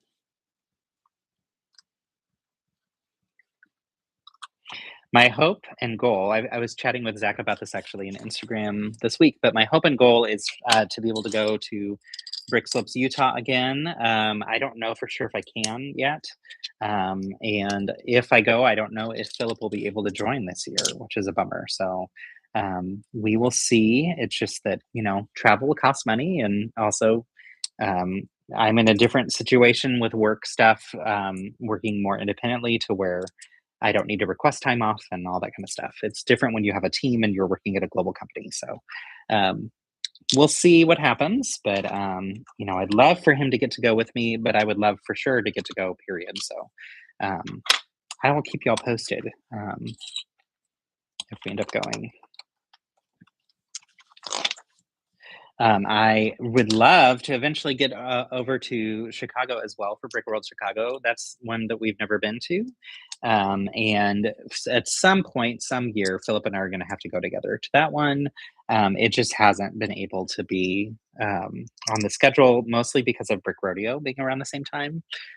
So now that we've pushed Brick Rodeo back a couple of weeks, that may help, but it won't help for this year. So not going to be able to make it this year, but yeah, hopeful for future years for Chicago. So, all right. And then we're getting these larger leaves, which actually I have a number of from that Wicked project, and I've been wanting to do some larger foliage piece or something. I'm not exactly sure what I'm going to do with them yet, but I have them in, I think orange is the color.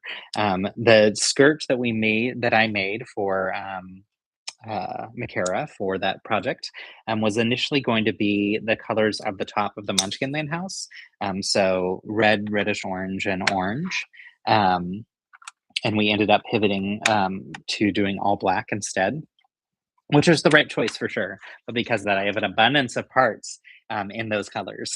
And so I have a project that I already needed the red, reddish orange, and dark red for, but I didn't have a part or a piece in mind yet for the orange. So I'm excited to eventually get around to building something fun with those. So, all right, these are really fun legs. So I'm loving these like slight curved pieces. I think we started to get those just this year. I could be wrong. I don't do a ton of Technic building, so that may just be something that I have mistaken. But they create some really delicate curves, which are perfect for these legs. So yes, fingers crossed. Thank you. Agreed. And same here. Fingers crossed that we'll be able to make it.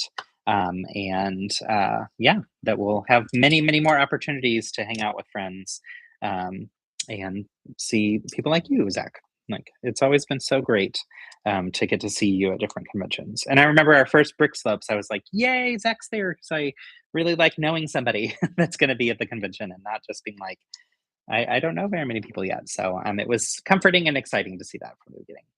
Okay, it looks like I missed some details here when I was talking. There are some build or some parts to use a little bit further down in the build. So let me go back a step or two and figure out what those were. Yikes, go back a lot of steps. Okay, well this portion can come off really easily. Looks like I missed some ground rock type pieces that go kind of under where the feet go. I might be able to put them on without too much. Oh, just two. Okay, not too much. There we go. Okay. And the toe popped off. Sorry, let's fix that.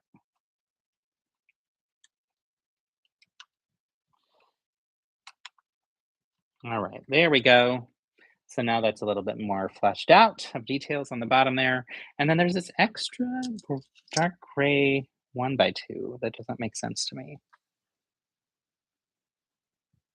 So let me just go through all this one more time and see where I missed it.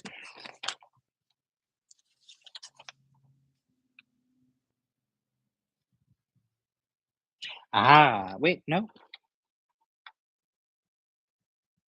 Yep, here it is. Okay, so this gets to be one taller. Yay! That is one thing I find with, well, for one, with live streaming, that sometimes I'll miss these things. But for another, I do like that you can easily go back through the instructions and find what you missed. when you miss things, because it's inevitable that that's going to happen from time to time, especially if you're live streaming. Okay, ta-da! All right. Are those legs going the right way? They might go back. No, yeah, that's right. So here's our legs for our little friend and the little stand that he's on. I like that it's a nice sturdy stand and there's enough detail here to keep it in place and to give him enough balance so that he doesn't tip over. So, okay, let's move on to the body, which will be bag 4. And then we'll finish with bag 5. And I'm gonna grab actually our sorting tray that I normally use for building. We took it over to the couch yesterday because we're building the Teenage Mutant Ninja Turtles brickheads, which are really fun.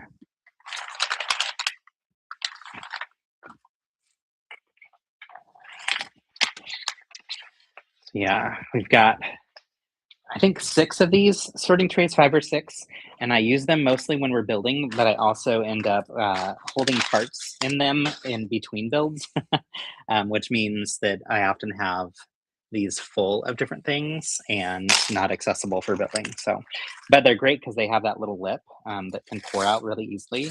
And I like the bold yellow color because it's easy to find any of the pieces in there, including yellow. Like the yellow doesn't like, it's a ever so slightly different shade of yellow that it's not like those blend in too much. So let me just tidy up here a little bit. Got all kinds of these paper bags from this set, and also we've been building, working on finishing the Monet set, which has all paper bags too. And so those are nearby, and the ones from the brickheads last week, and the ones from the brickheads this week. It's been a lot of building lately over here, which isn't all that different than normal, but. And while I'm over here with these Ninja Turtles, let me bring them over and show you because they're pretty cool. We did these last night while we started a TV show called Secret Millionaire, which is a stupid reality show on Netflix that we enjoy. But Philip wanted to do the Ninja Turtles with me, and because he was leaving, I said, hey, before you leave, we have to get these done because I want to be able to share them with people before they become available. So then I realized they became available April 1st. So these have been on store shelves for a while, but they're really fun. I like that they chose to do all different greens for each one. So my favorite is Donatello. I just love the lime green with it. And he comes with an extra pizza. So in his hand, he's got a pizza, but inside all 4 of these is a hidden pizza, which I thought was really smart. They did a great job with making sure that the back parts of the heads were built differently and also the shells to hold their weapons. And so where the ties go for their masks, it's all unique and different for each one, which I thought was really cool. So here's one. We've got Donatello. We've got Raphael. We have Leonardo, and I'll show you the back of his as well, which is really, really well done too. Yeah, they're super cool. I'm very impressed with these. And I like that actually you can put the weapons in there on their shells. And then Michelangelo's is the coolest, I thought, of the ties there. Philip was insistent that he do Michelangelo because that was his favorite one as a kid, which I think it was most kids' favorite. He was my favorite as well. But I think that was just because he was goofy and silly, right? But the 4 together, I love the colors. I just thought it was a really smart decision to go with the 4 different colors. And what's interesting is if I were to look at this one all by itself, I don't know that I would have liked that teal as a color for them. But when you put them all 4 together, I actually think it works perfectly. So there's our little detour break from Disney. Let's go back to Pixar. But yeah, I thought they were really well done. So, and I just love brickheads. I think they're really fun in general. I usually like them because I like to build the hair. And obviously with these 4, you didn't get a chance to build hair. So I was glad that they detailed the way that those knotted in the back of the hair differently for each one. So, or the heads rather, for their masks. Let's see. I was telling a friend in 2021 was my first brick rodeo and first ever convention as well. I love that so much. I really, really love to hear that. I think for us, our first was 2019, and it was Brick Fiesta, which is now known as Brick Rodeo. And then the next one was 2020, and it was canceled. So our second one was your first one. So not that far before you, although 2 years apart. Your fave as well is Michelangelo. Yeah. Philip and I were talking about it after these arrived and they were sitting waiting to be built. I asked him, who was your favorite? And then I said, which one would you be? Like, which one personality wise fits you best? And so we were discussing that and discussing the traits of each of the four. And Donatello, I think they made him out to be like nerdy and techie and smart. And Leonardo, they made him out to be like a leader and moral and focused. Raphael was a fighter and tough, and Michelangelo was just goofy and silly. And I felt like I was a mix of Michelangelo and Leonardo. And Philip felt like he was a mix, I think, of I can't remember. Oh, I just opened bag 5. Whoops. Let's hang on that. I can't remember who he said he was a mix of, but I know Michelangelo is one of them. Hello, Clicking Cliff. Good to see you. We are building Kevin from the Doug and Kevin set now, but we started with the Toy Story 5 4+ set, which has some great figs, and in particular has Bullseye, which I was very excited about. And then in this Kevin and Doug set, it also comes with Doug, which we just finished. So yeah, what are you up to? All right, let's dive in. I want to show you the yellow inside the yellow bin. Here's the yellow piece. Like they don't disappear in here because the background's yellow. It's like almost, it's not quite a neon yellow, but it's bright enough that it works well for finding the parts. So Raphael there, nice, good stuff. I like to hear it. I remember when the live action movies came out of these and loving them. And I remember when my younger brother was born, our neighbors had got us tickets to go see Teenage Mutant Ninja Turtles 3. And so we left for the movie theater when my parents left to go to the hospital for my younger brother's birth. And so I associate Ninja Turtles actually with him, which I should tell him that. I don't know if I've ever told him that. So, but I remember going to the movie thinking, "Oh my gosh, I'm gonna have a little brother soon." So, Cooking Cliff. The question of the day is, what is your favorite Pixar movie and why? So if you want to answer in the chat, I'd love to know. And actually, Zach, I don't know if you answered yet either, because I think you joined after we discussed that a little bit. So to put you on the spot too, what is your favorite Pixar movie and why? I answered that, the original Toy Story, of course, is up there. Up and Inside Out are among my favorites for sure. But I also really, really loved Lightyear.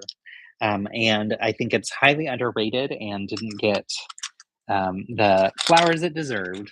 So, Wally, okay, great film. Honestly, Pixar knocks it out of the park every time, so there's not a bad choice in there for sure. Wally is a fantastic film. I love that they use the song from Hello Dolly. The put on your Sunday clothes when you are down and out. Because I was in Hello Dolly as a high schooler. And that show and the character Barnaby and just all of it, I have so much nostalgia around that. And so that just is an added fun bonus to that film for me. So good stuff. Good stuff.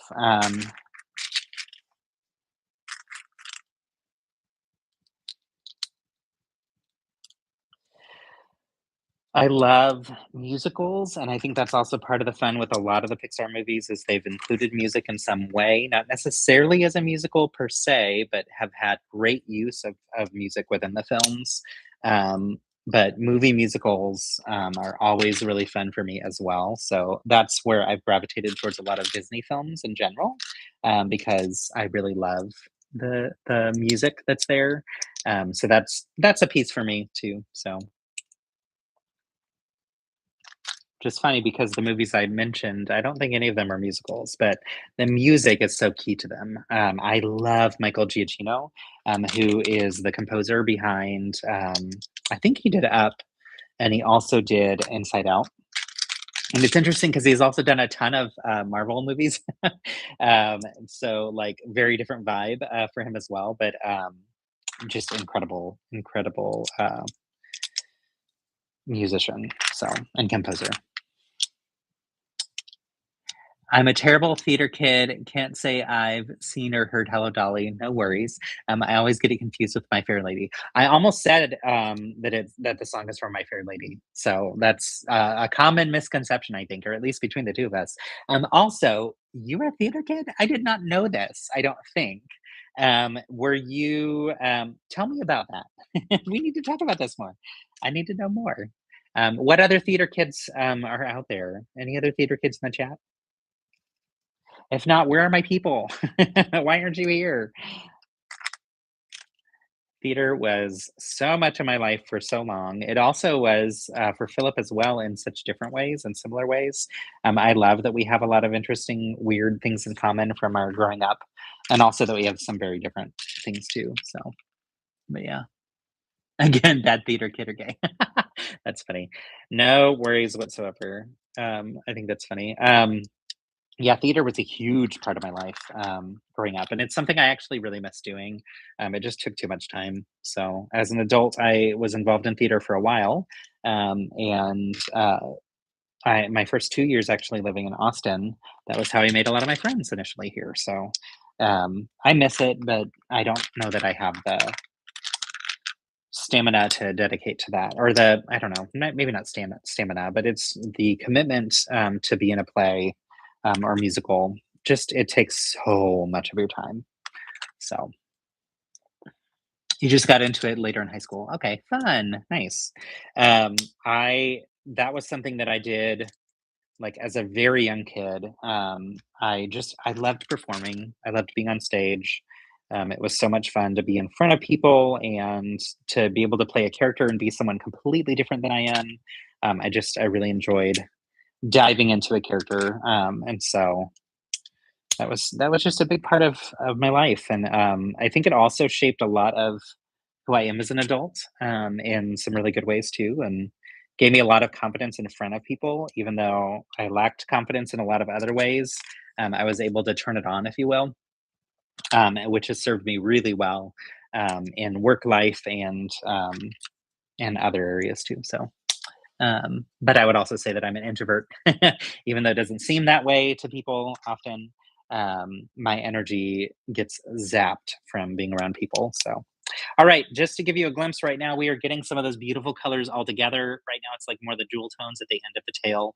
Loving to see the different shapes that we're putting in. That piece there, that's that turquoise piece, is a really beautiful shaped piece that we see a lot in some of the Monkey Kid sets. Is the first time I think I remember seeing them, and some other details where it's like in gold and also this color too. So we also had quite a few in the Wish sets too, if I'm not mistaken. So let's see.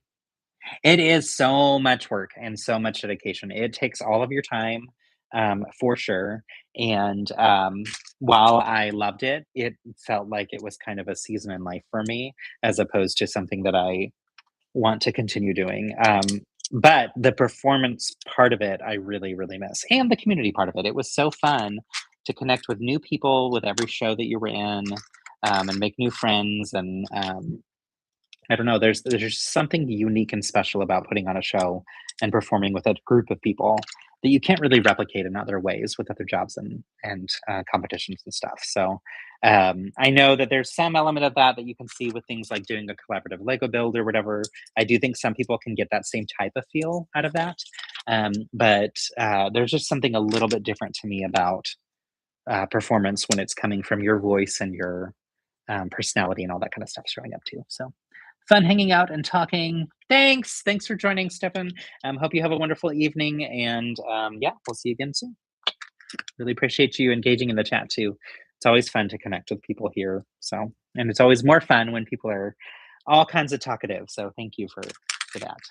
So, This is such a fun community. I really appreciate the community that we have online, and I really appreciate y'all for joining each week for these live streams. Like it's really a lot of fun. So um, yeah. All right, so we're getting some blues up here at the top. Ooh, and I love that we're getting this piece in navy blue. I don't think I have this in this color yet.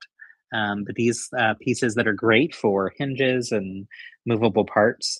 Um, it may have already come in that color, but not in my awareness. So I also don't build every single Lego set imaginable. So sometimes I miss some of those details that come through. That's where I love the account, which is also a Lego Ambassador account, but New Elementary and Tips and Bricks. Both of them do such a great job with talking about new parts and how many times the part has been used before. And New Elementary in particular does a really good job showcasing all the cool things you can do with new parts. Um, I find them to be really, really helpful. So. All right, now we're adding in some blues here at the back, and then we're getting these great parts. So I also have a large number of these in black and in the light blue color, and from the Wicked project.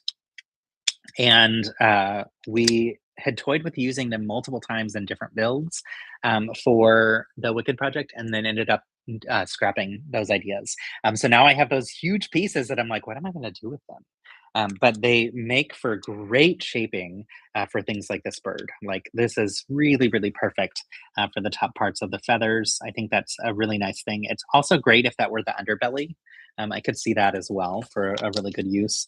I think the first time I encountered that part was with the Vespa set, and it was in light blue. That was the first time. That was actually a set that brought us a lot of new molds in light blue, where or recolors in light blue. So really, really fun. And then, of course, adding in these dark blue on the sides. This is just perfect for these feathers. Like this, this is such a great match um, for um, for Kevin. Like I really feel like they nailed the colors well with this. So, and it's not even done yet. There's still more beautiful colors to come. Mhm. All right. In those circular pieces, this is where I think those side wings are going to attach as well, um, using those ball joint pins. And then now we're getting into some of the yellow, orange, and yellow, or yellowish orange and orange, rather. So another set of really fun, bold colors for the wings.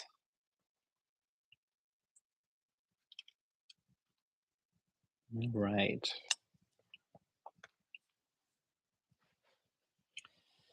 I think there's just something fun about Lego putting together a set with these birds that have such vibrant colors.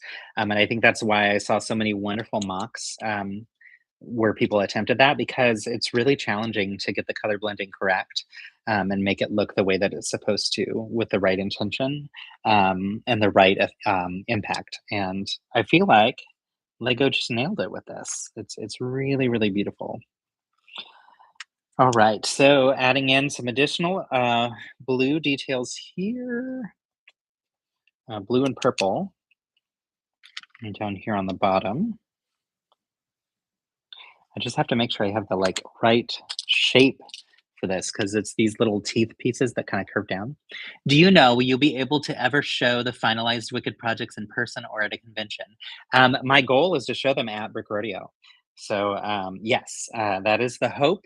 I am still Lego was potentially going to also have them on display at other places, and that has fallen through, unfortunately.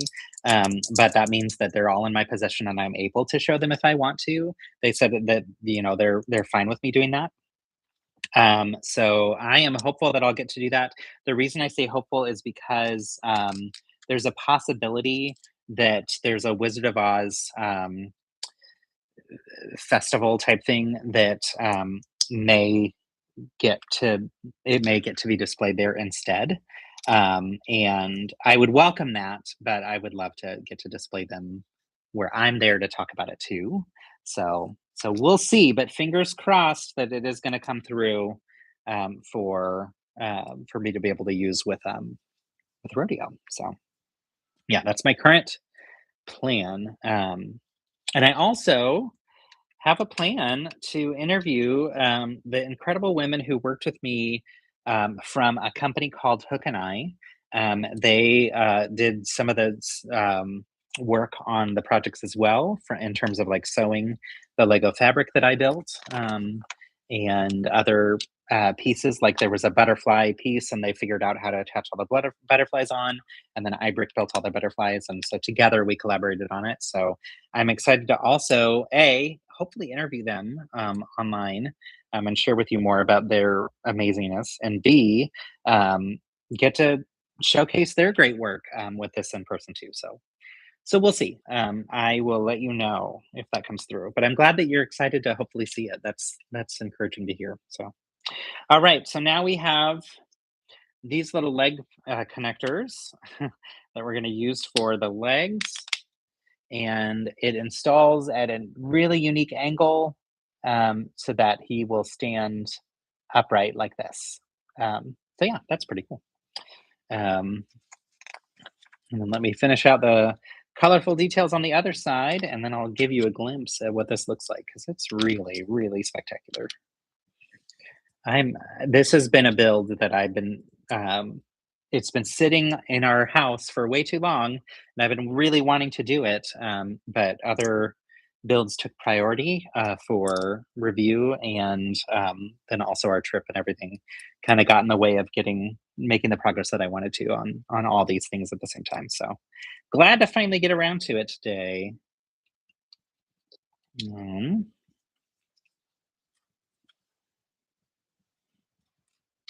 All right.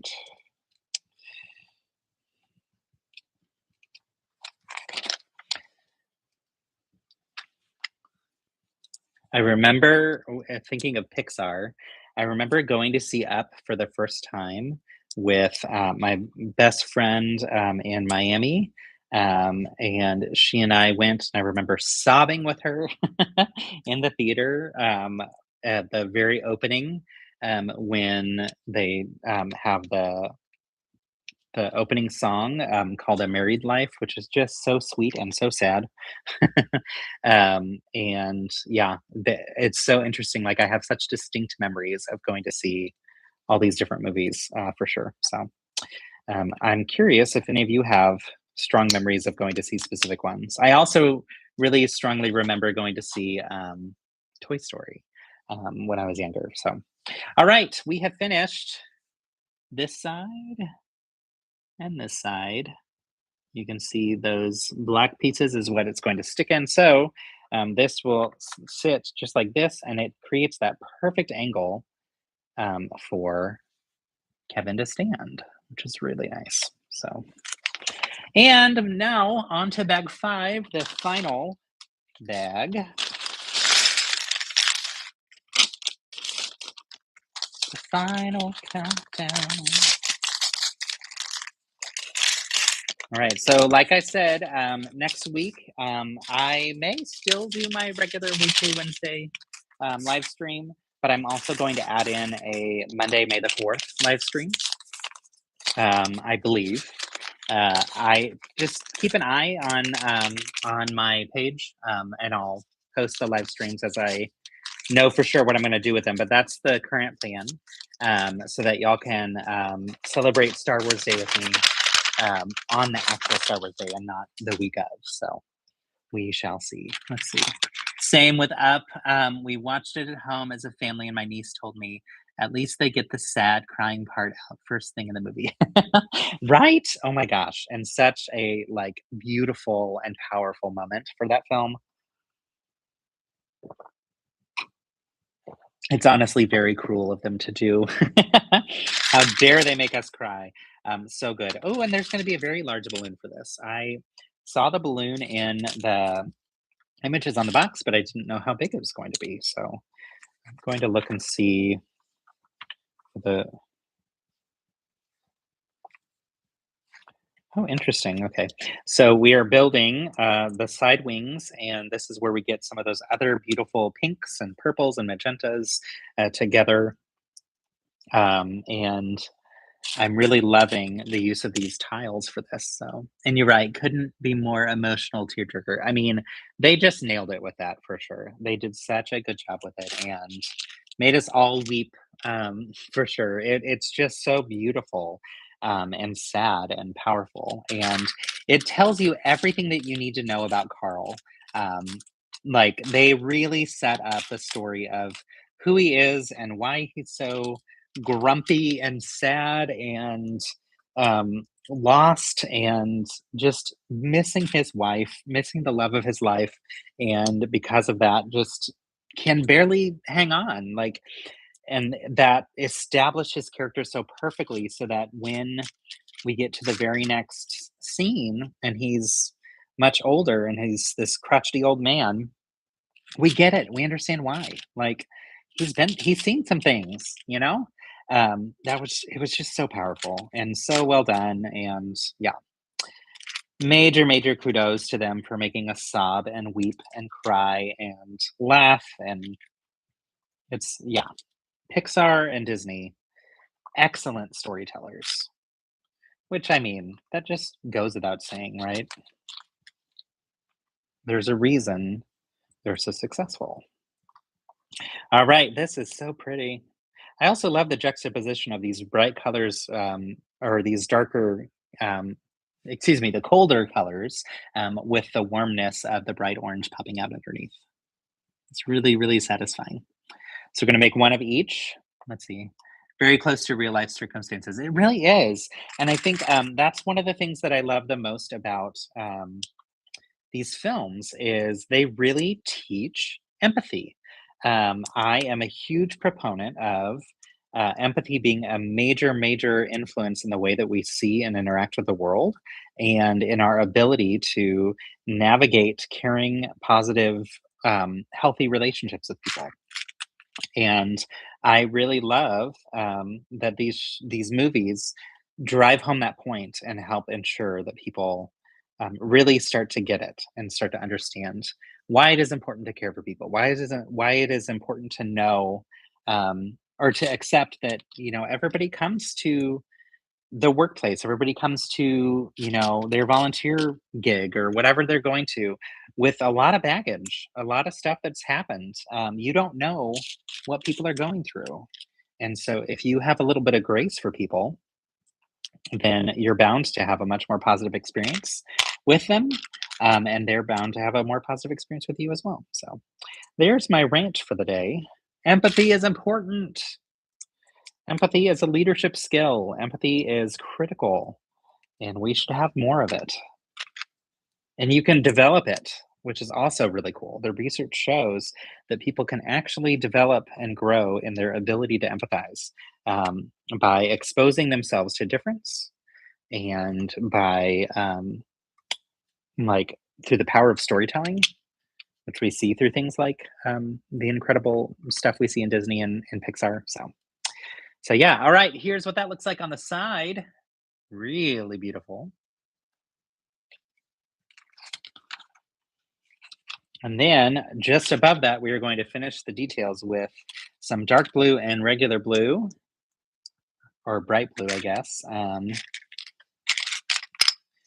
that just closes off that gap that we see above. So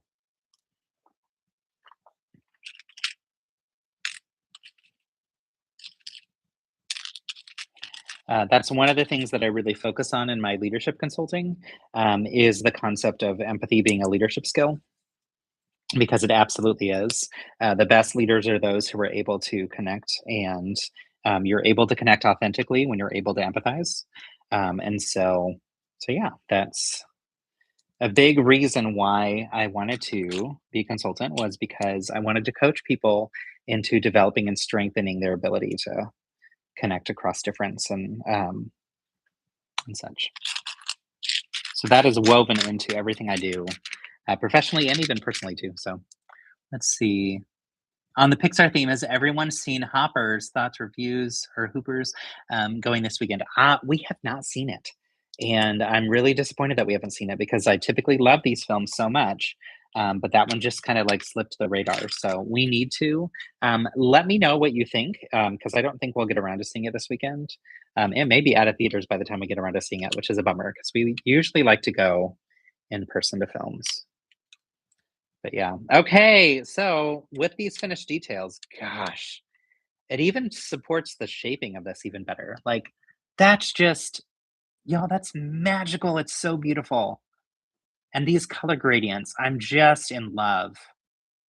I love how it transitions so that you see the yellow underneath very beautifully, because those aren't colors that transition all that well together. It's really, they did a fantastic job with this. All right, let's continue and get this friend ahead.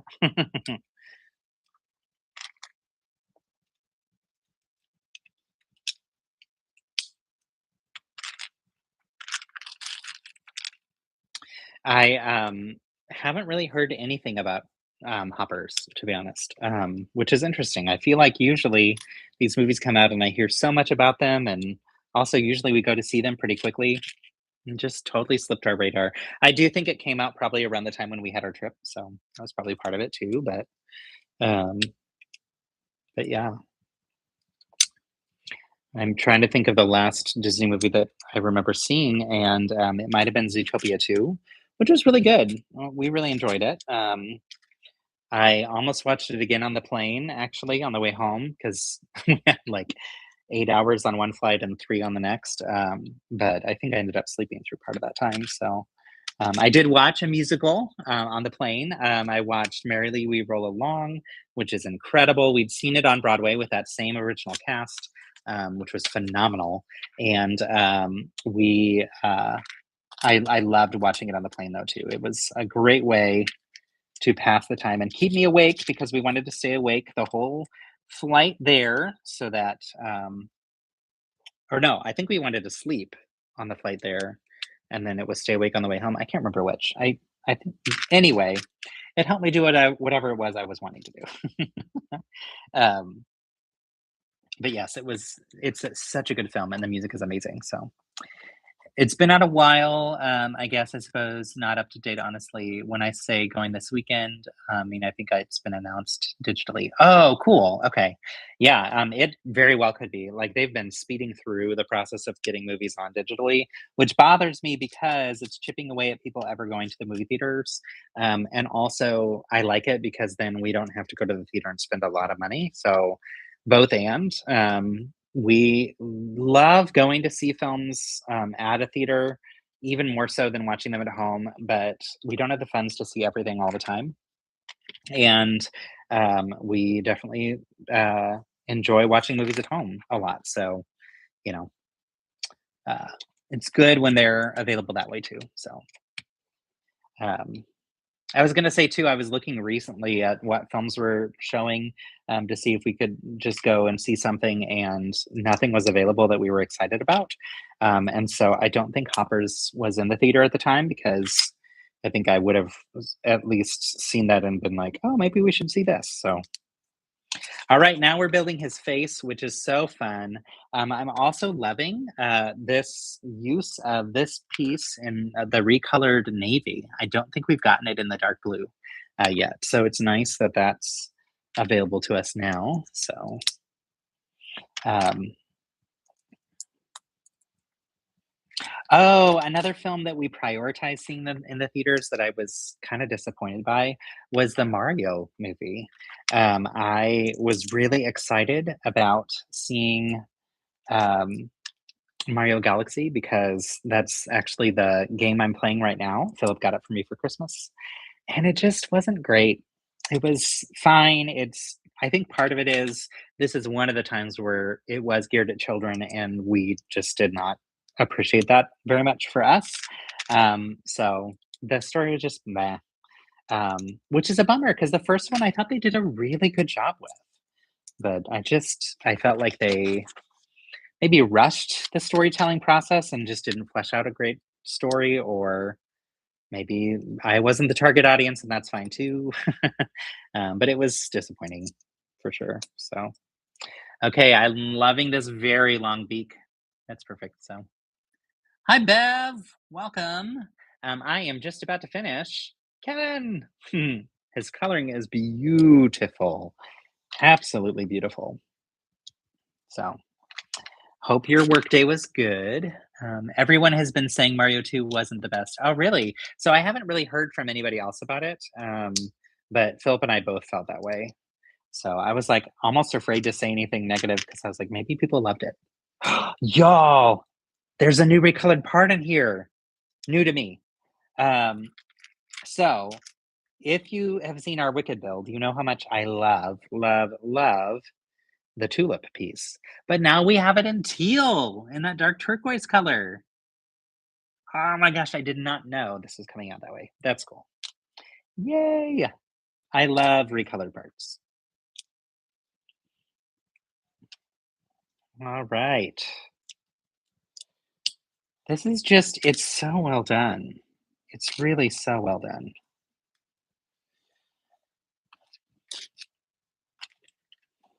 I'm very impressed with their use of color for this.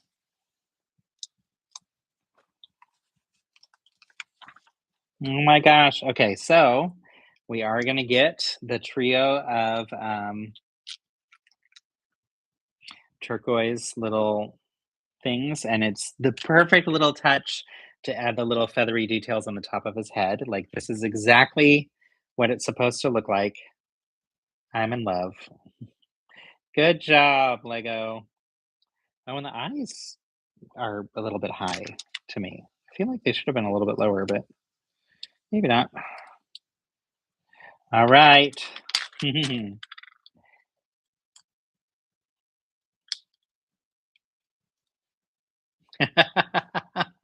Oh my gosh, this is so good. Hi, Missy. I hope that it works to connect. I'm sorry that that's been weird. This is really, really well done. It's so good. And that's the beak closed. But that's such, ugh, the sculpting is so perfect here. All right, and now we get the little twist in his neck that allows him to stand upright.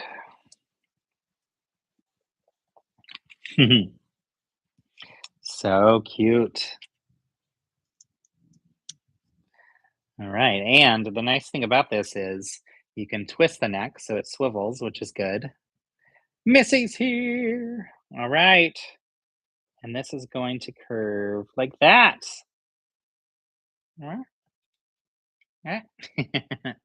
Oh my gosh. Okay, y'all, he's so good.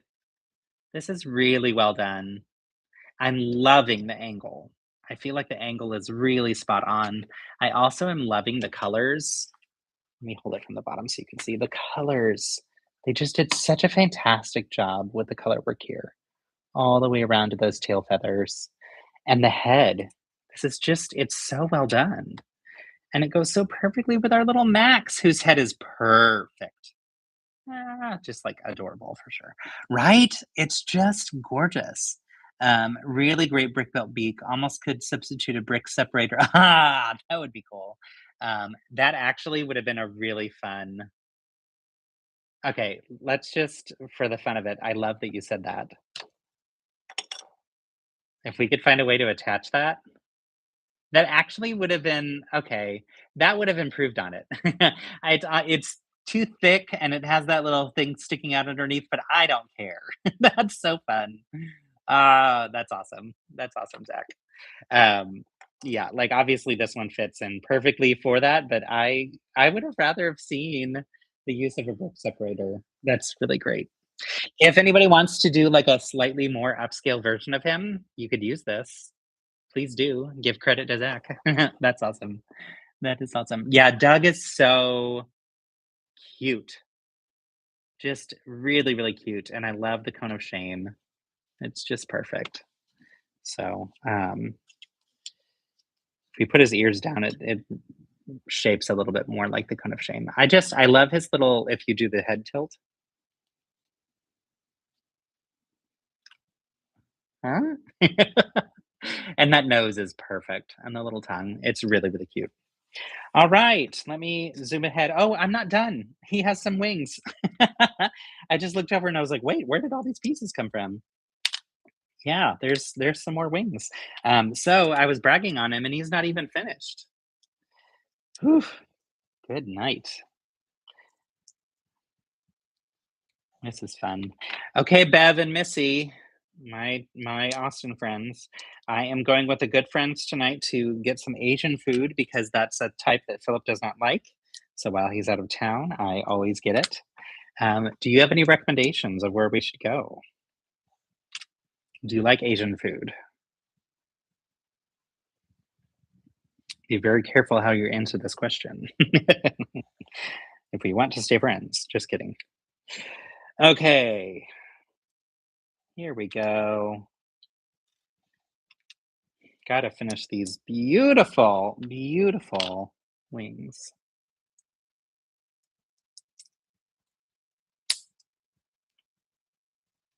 All right, so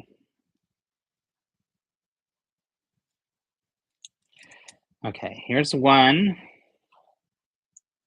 and it's gonna go here.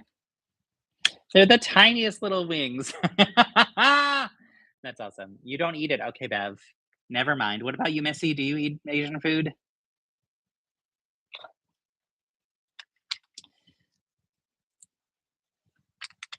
You and Philip can all have dinner together. um, I love Asian food, and we just never get it because Philip doesn't like it. So, okay, I did these wrong. What did I do wrong? Oh, I'm looking at the wrong page. Let me flip this over. Here's the other page. Here we go. All right, so if I do this like that, those are going to go there. Okay, there we go. All of these tiles make a huge difference in color. Hi, Dom. How's it going? Good to see you. We are just finishing building the up bird, Kevin, which is so cute. I'm finishing his wing. We also built Max, so that was the set from Up. And I will show y'all in a minute the set that we started the stream with. So our stream started with a focus on the new Toy Story set. That is a set geared at ages 4+, but has some fantastic figs and characters in it. And in particular has Bullseye, which is my favorite piece of that build. So we have this, and then also I forgot that we get the brick built balloon that he's carrying as well. So there's still plenty more on Kevin. He's like, don't rush me. Okay, here we go for the wings. Really, really impressive. The colors all around are just so strong on the core. I'm loving the gradient that they created. And these little wings are just so perfect for him. I also love that his head can twist and that it can twist all the way backwards too, because that's very much like how it is in the movie. Um, and that the beak can open and close, like really, really well done. So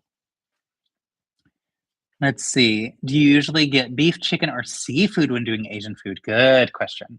And that's always the more important question you feel.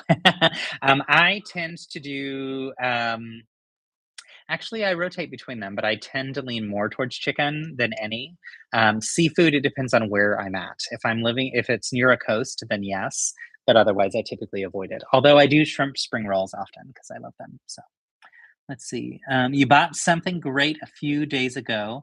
It's a Solido 1x18 scale Herbie themed Volkswagen T1 pickup truck. That is really cool. What does Solido scale mean? Or what does Solido mean? I don't know that name. So yeah, if you'll let me know, that'd be great. But that sounds like it's really fun. And is it something that you build? Like it's a brick built model, or is this like an actual already built truck? So cool. All right, let's build this balloon. So the balloon is going to connect down here. So you can see there's that little connection piece that I just connected right there that's white. Oh, it's a brand. Okay, gotcha. It's a French die-cast brand. Awesome. That's really cool. Is that something that you really like to build, that those types of die-cast things, or not build? If it's die-cast, it's already made. Anyway, is that something that you've been collecting or using for a long time? All right, so using this really perfect rounded piece that we got new in the last couple years in red, though, we can put the top of that balloon together, and then it's around one of those square pieces that has the axle hole in the bottom, so you can put an axle in, and that then allows it to attach to the underside of this, which is great. So we will do that just like so. Then over here, we're going to put on another piece, and that's going to help us attach it to the string, if you will, or bar here. There we go. Ta-da! And that goes in here, and we are done. We have finished. No, we have not. There's one more thing. Oh, it's a chocolate bar. Okay, that's clever. So I'll show you this once I'm done building it real quick. This is a clever little addition. I forgot that they figure out that it eats chocolate. So this is a clever little chocolate bar build. I like that the wrapper's still on it, and they use those gold bar pieces in brown, the ingots, if you will, and that can go on here on the front. Let's see, how does it? There we go. So we've got that just on the front of the rock there. That's really cute. So good stuff. I collect die-cast vehicles for a really long time. I collect them since 2007. Oh, awesome. Your first one was a Dodge Viper by Maisto. That's really cool. My screen is a little bit far away, so sometimes it's hard for me to see all the letters. Classic Herbie brings back so many memories, very 80s classic Disney. Yeah, aren't these fantastic side builds? Like, I feel like they did a really good job with the characters, but I'm loving that they added in a balloon. I think that's necessary with any upset. Upset. The chocolate bar was a fantastic touch for Kevin. And then, of course, the cone of shame, which can be removed, but super, super cute. I'm loving the posability on Max. This is a really great brick build set. I'm really, really pleased with this one. So this one feels really good to me. I felt like it was a really solid build.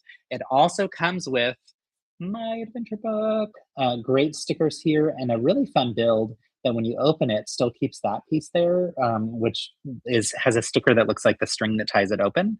And that's exactly how it would be on this style of scrapbook. So, and then the sticker inside is so perfect from the film. So, great job, Lego. Great job, designers on the upset. That's funny to say it that way. The set from Up. I'll put it that way. So that one was a lot of fun. Loved the sculpting. Lots of great recolors in our friend Kevin here. Let me give you a tour of the other build that we did today on stream. So we have Blaze's, what's it called? Let me look at this again. This is from Toy Story 5, so I'm not super familiar. Blaze's Horse Ranch. So it has a nice little barn facade. I like this little tea shop area or tea area. Has some great minifigs. So up top, of course, we've got our good friend Woody's Roundup. Down below, you can see inside there is a printed part that has a whole bunch of like horse trophies and things on there. And then you can see the back side of this Pegasus. If I flip it around, you can see the front side. So that's another great one. Whoops, there we go. That's another great character that comes through here. And then on this side, I'll just lift this up to show you. We get this pig, which is so fun and has some nice prints. On this side in particular, there is the shape of a heart on him, which I'm sure will be a part of the storytelling that we get in the new film. So this is a portion of the build. This piece and this piece are modular and pop right off. And the next portion of the build has Jessie in a swing, which I just think is so fun. I'm glad that we get another Jessie. That swing mechanism is brand new to me. And then we get another horse. And so we get this little pink horse. I think this pink horse already came in the Unicorn and Pegasus set that was a Creator 3-in-1, but I can't remember. I'll have to look. It's in the other room. Lego sent out for a review a long time ago, too. That horse has a little pin, which is made up of basically just these connecting ladder pieces. I'm loving that we're getting these ladder pieces in that teal color. And you get 6 of them overall in the set because there's 2 here on the front of the gates there. And then the piece of resistance, the best reason to get this set. We get a perfect bullseye, which he has a ton of different print colors on him. He's got some rubbery details with the hair and the tail. And the rest of it feels a little bit different than Lego typically feels to me, which is interesting. The legs can go forward and backward, or forward and down. And then backward and down. And so he can actually stud down as well. So really, really solid build. And to show you, let's put Woody in there. Um, Minifigs fit perfectly, of course, oops, as they should when they're riding. So really love this. I think it was a great, great build for sure. Also, I loved on the very top of Kevin, I just knocked off, but we get a new recolor of the tulip. So we're getting it in that turquoise color, which is brand new. So yeah, these were some really fun sets today. A plus on creativity and part usage. Agreed. I think these are really good. The 4+ builds, I really feel like you get. Oh yeah, the upset. I feel like the 4+ sets are really good for getting good minifigures and for getting printed parts because they never have stickers. So those are the 2 big wins when it comes to AFOLs and adult builders who maybe the build techniques are pretty juvenile and easy. That doesn't matter. You get some really vibrant colors often in these as well. So lots of great red parts in this one. I'm loving this shape, this triangle shape. Also, this was a really great technique to attach the roof. So you can see when you look at the roof, there's the white detailing that goes all the way up, over, and down. That is perfect for a barn. And I loved seeing how they did that here. I hadn't really thought to use this piece this way, but this piece under here, let me get it removed. It's one of those pieces, one of those, I can't remember, slider type pieces that usually I've never really thought to cover most of it with a different color like this, but covering it like that allows just the very front of that sliding mechanism to show, which gives that perfect little bit of white for that white detail. I thought that was really well done. So good job. I'm pleased with it. It also comes with a little barrel. So that's nice. With reviews, I don't do traditional reviews per se. So I don't typically go through and say like, this is the piece count and this is how much it is and all that kind of stuff. I more like to focus on like, what is it that I learned from the build technique that I might be able to use in a different build process. So my thoughts with that is, there are a bunch of different Lego ambassadors. We all have our own approaches to this. We're not held to any specific way of doing reviews. My review could be just taking all the pieces and building them off out of it. Like they really don't care as long as we're making use of the content and sharing where it came from. So, and they want us to be honest. So, and that's a key piece too. I will say in general, I think Lego is expensive. I think Lego and IP together make it even more expensive, and that frustrates me. So things like the Star Wars sets, I think, are way overpriced. But I would also say that if you're ever going to get a set, especially a pricey set, I encourage you to look for when there's insiders points where you're getting double insiders points or sometimes even triple or quadruple. Right now, there's double insiders points on 3 sets. One is Pikachu. One is the Monet, which is gorgeous and which we're still working on. And the third might be Eevee, or it might be the large Pokemon one. I can't remember. I feel like it was 2 Pokemon sets and 1 Monet set, but a great time to buy it directly from Lego because you're getting those double insiders points. And for context of what that means, you get basically $5 coupon to use on a future purchase. Or not even coupon, but credit that adds up over time for every $100 you spend. So if it's double points, then it's for every $50 you spend, you get $5. So I like to look at that as like $100 set would be $95 instead of 100. Or on double points day or time, $100 set would be $90, right? So buying sets like Pikachu, this is a good time to buy it from Lego if that's one that you wanted. If that is, if I'm not mistaken, one of the ones that's on Insiders double points. So anyway, things to consider. And while I'm talking about that too, I'm going to drop the link to my affiliate code in there. What this does is if you click on the link, it'll take you to the Lego website directly. But then when you purchase, it tells Lego that you purchased it from a link I gave you, and I get a tiny little kickback from that. So you don't have to use it at all, but I'm going to share it with y'all in case you're considering buying anything from Lego online anytime soon, because that'll help with just giving me a little boost for kind of the work that I do as a reviewer. So, so here's or as an investor. Here's the link.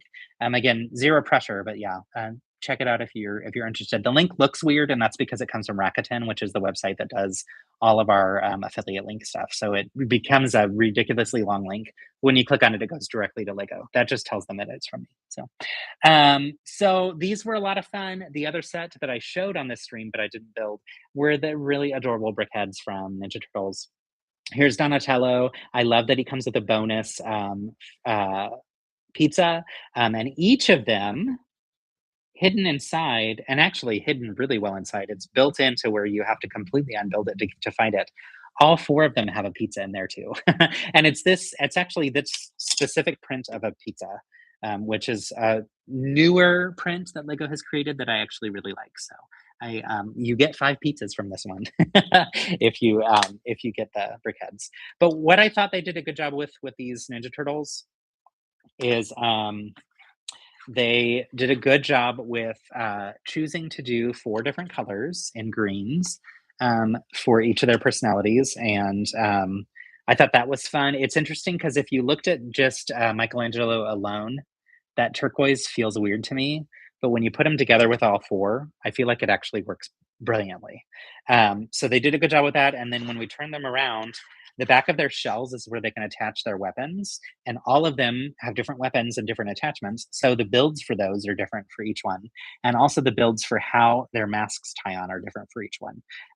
So Michelangelo's, I think, is the most fun, actually, for that. So anyway, this was really fun. Philip and I did this last night. Ninja Turtles, Brickheads, and the Upset, those are already available on Lego. They have been for a month. The new one from Toy Story 5, I believe this comes out on May 1st, and I don't remember the price off the top of my head, but that's in advance of the movie that comes out in June, as our friend Stefan posted in the chat earlier. So, oh, I'm seeing I missed some chats. Let's see. What else did I miss?